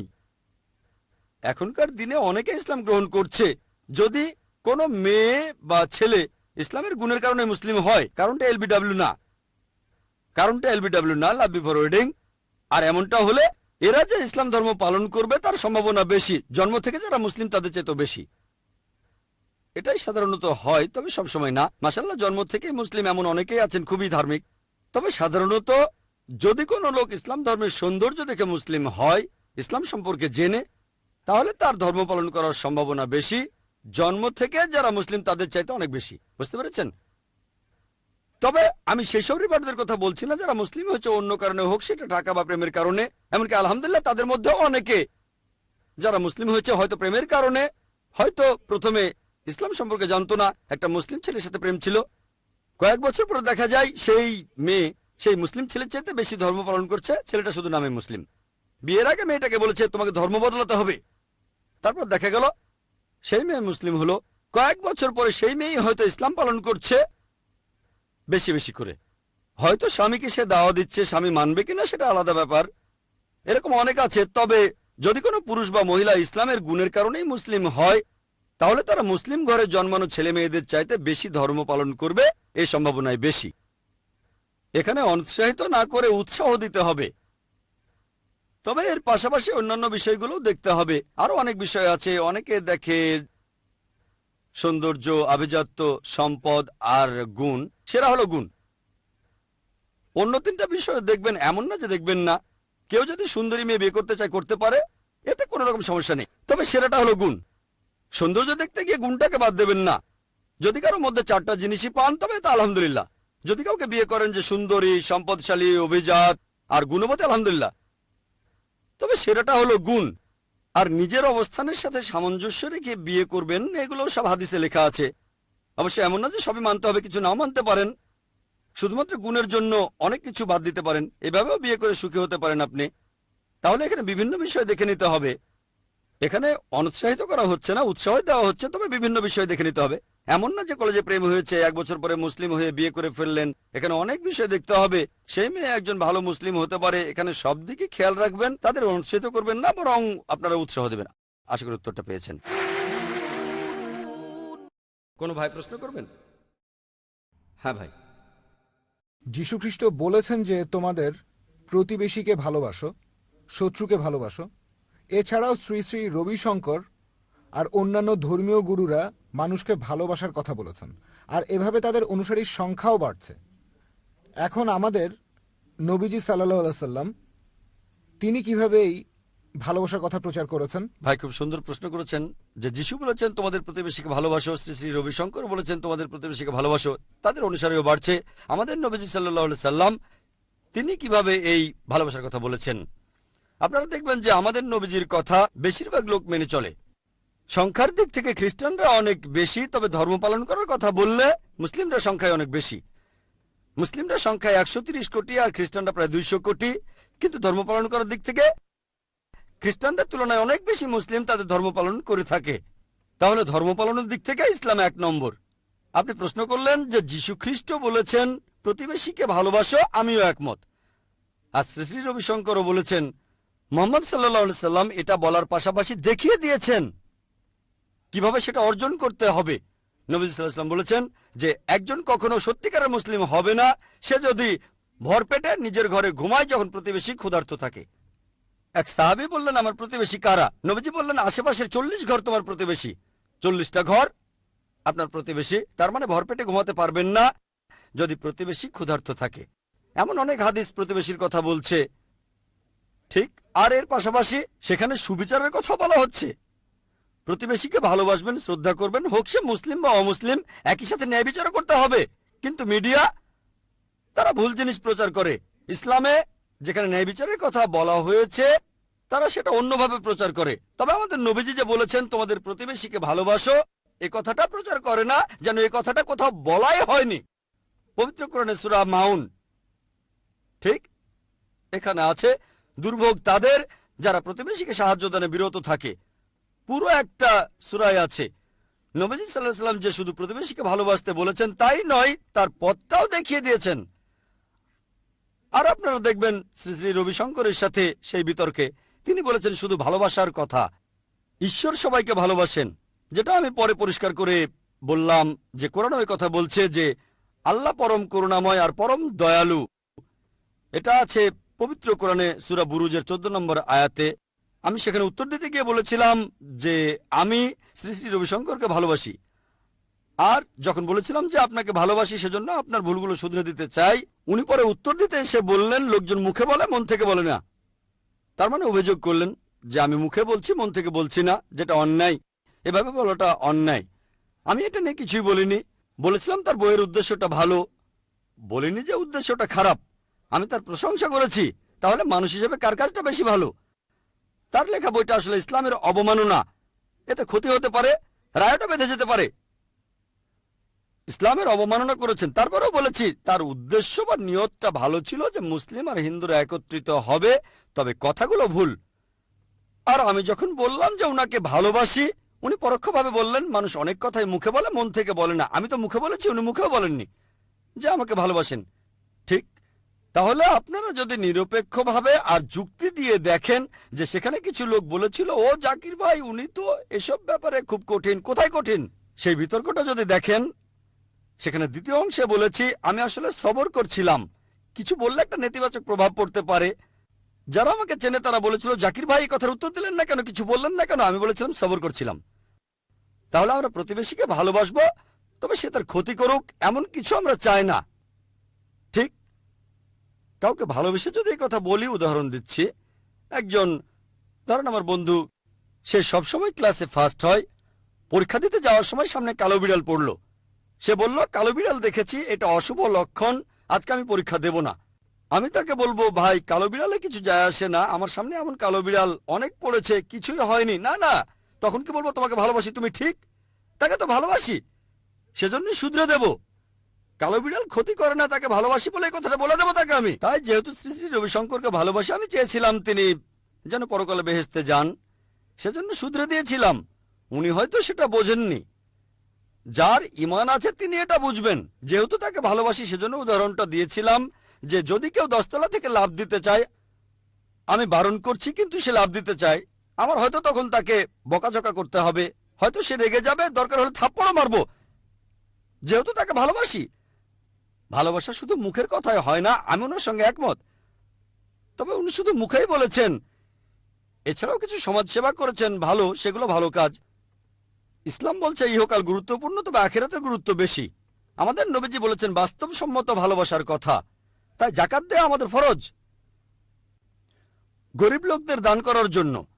আপনি যদি ইসলাম ধর্মের মূল নীতিগুলো দেখেন, এগুলোই সবচেয়ে মানবিক। মিডিয়া যেটা করে, তারা প্রসঙ্গ ছাড়া কিছু জিনিসের উদ্ধৃতি দেয় আর সেটা ভুলভাবে প্রচার করে। ইসলাম ধর্মে যেটা আছে সেটা অন্য কোনো ধর্মে নেই। যেমন ধরেন ধর্মের অবমাননা, ইসলামের নিয়মটা যদি কেউ যুদ্ধ ঘোষণা করে আল্লাহ ও রাসূলের বিরুদ্ধে, সূরা মাইদা 33 নম্বর আয়াতে উল্লেখ করা হয়েছে, যদি কেউ যুদ্ধ ঘোষণা করে আল্লাহর বিরুদ্ধে, তার রাসূলের বিরুদ্ধে, ধ্বংস করে বেড়ায়, হয় তাকে হত্যা করো বা ক্রুশবিদ্ধ করো, অথবা তার হাত পা কেটে ফেলো বা নির্বাসন, 4টা অপশন। হয়তো বলবেন ও সন্ত্রাস, কোথায় সন্ত্রাস? কেন? ধরেন আমি কাউকে জিজ্ঞেস করলাম, ধরেন কেউ আপনার স্ত্রীর বদনাম করলো, মায়ের বদনাম করলো, কুৎসা রটালো, কি করবেন? ও আমি তার নাক ভেঙে ফেলবো, ঘাড় ভেঙে ফেলবো। আমি বলবো কেন? মুসলিমদের জন্য আল্লাহ ও তার রাসূল, তারা আমাদের কাছে এই পৃথিবীর মধ্যে সবচেয়ে বেশি প্রিয়, মা বাবা স্ত্রী এদের চাইতেও। কেউ আপনার মায়ের বদনাম করলে আপনি কি করবেন? রেগে যাবেন, ঠিক ঠিক। কেউ তার নামে কুৎসা রটালে মারতে চাইবেন কেন? আপনার অধিকার। আমাদের ইসলাম ধর্মের নবীজি বলেছেন যদি কেউ আল্লাহ এবং রাসূলকে বেশি ভালো না বাসে, তার মায়ের চাইতে, তার বাবার চাইতে, তার স্ত্রীর চাইতে, তার সন্তানের চাইতে, সে সত্যিকার মুসলিম নয়। যখন কেউ আপনার মায়ের বদনাম করে, তার নামে কুৎসা রটায়, আপনি তখন রেগে গিয়ে তাকে মারবেন, কোর্টে কেস করে দেবেন। ইসলামে আল্লাহ এবং রাসূল তাদেরকে অনেক বেশি ভালোবাসি, মা বাবা স্ত্রী সন্তানের চেয়েও বেশি। হয়তো তারা তাদের নবীকে এতটা ভালোবাসে না, সেটা তাদের সমস্যা। লজিক্যালি দেখলে বুঝবেন ইসলাম সবচাইতে মানবিক ধর্ম। ইসলাম ভালোবাসার কথা বলে, শুধু তাদের ভালোবাসি না যারা চুরি করে, যার চুরি গেছে আমরা তাকেও ভালোবাসি।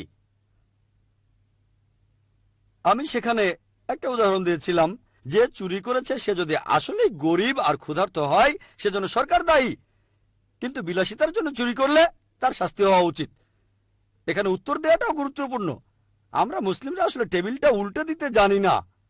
যদি আমরা যুক্তি আর প্রসঙ্গ দেখিয়ে তাদের অভিযোগের উত্তরটা দিতে পারি, ইনশাল্লাহ সবাই তাহলে বলবে ইসলামই শ্রেষ্ঠ ধর্ম। ইসলাম ভালোবাসার কথা বলে, ভালোবাসা ন্যায়ের কথা বলে, সব মানুষের জন্য, নির্দিষ্ট কোনো গোত্রের জন্য না। আশা করি উত্তরটা পেয়েছেন। হ্যাঁ ভাই। একবার একটা জুতোর মডেলে আরবি আয়াত বিসমিল্লাহির রহমানুর রহিম লেখা হলো, মুসলিমরা সবাই স্ট্রাইক করলো, এসব ঘটনা এখনো ঘটছে, সবাই আমাদের সাথে খেলছে। প্রথম প্রশ্ন। দ্বিতীয়টা হলো, এভাবে স্ট্রাইক করা বা হরতাল ডাকা ইসলামের ব্যাপারে কি বলে? কারণ এখানে অনেকেই ক্ষতিগ্রস্ত হচ্ছে যারা সরাসরি জড়িত নয়। যে দোকানে পাথর মারা হয়েছে তারাও হয়তো সরাসরি এর সাথে জড়িত নয়। ইসলাম ধর্ম এ ব্যাপারে কি বলছে? ভাই, আপনি প্রশ্ন করলেন আর এটার উত্তর আমি আগেই দিয়েছি। আমি একটা জেনারেল উত্তর দিয়েছি। সেই উত্তরটার মধ্যে সবকিছুই পড়ে, সালমান রুশদি, তাসলিমা নাসরিন আর আমেরিকা সবকিছু। আমার উত্তরটা ছিল সামগ্রিক। তারপরে ডেনমার্কের ছাপানো সেই কার্টুনগুলো নিয়েও আমি বলেছিলাম। সেখানে বলেছিলাম যে 6 নম্বর ছিল ভায়োলেন্স। এই ভায়োলেন্সের ব্যাপারে তখন আমি বলেছিলাম ফ্ল্যাগ পুড়িয়ে দিলেন, লোকে আপত্তি করতে পারে, তবে এটাকে হারাম বলবে না। অথবা ঢিল মেরে জানালার কাঁচ ভাঙলেন, সেই দেশের এম্বাসির জানালা যেটা অন্যায় করেছে, তবে অন্য কারো দোকানে আগুন ধরানোকে হারাম বলবো। অবশ্য যদি সেই ব্যাপারটার সাথে জড়িত কেউ, একেবারে সরাসরি জড়িত এমন কাউকে ধরতে পারেন, তাহলে ব্যাপারটা আলাদা। আপনি সেই দেশের কোন নাগরিককে কিডন্যাপ করে অত্যাচার করতে পারেন না, এটা হারাম। তাহলে দোকানে পাথর মারা এটা সম্পূর্ণ হারাম। যদি সেই দোকানদার অন্যায় কিছু করেছে সেজন্য পাথর মারছেন, তাহলে ঠিক আছে, তবে অন্য কাউকে আক্রমণ করা ঠিক না। এখানে যেটা করতে পারেন আমি আগেও বলেছি, যদি সেই দেশ দায়ী হয়, প্রধানমন্ত্রী এটাকে সমর্থন করে, তার মানে প্রধানমন্ত্রীও জড়িত। প্রধানমন্ত্রী দায়ী, সেজন্য নিরীহ নাগরিককে মারতে পারেন না।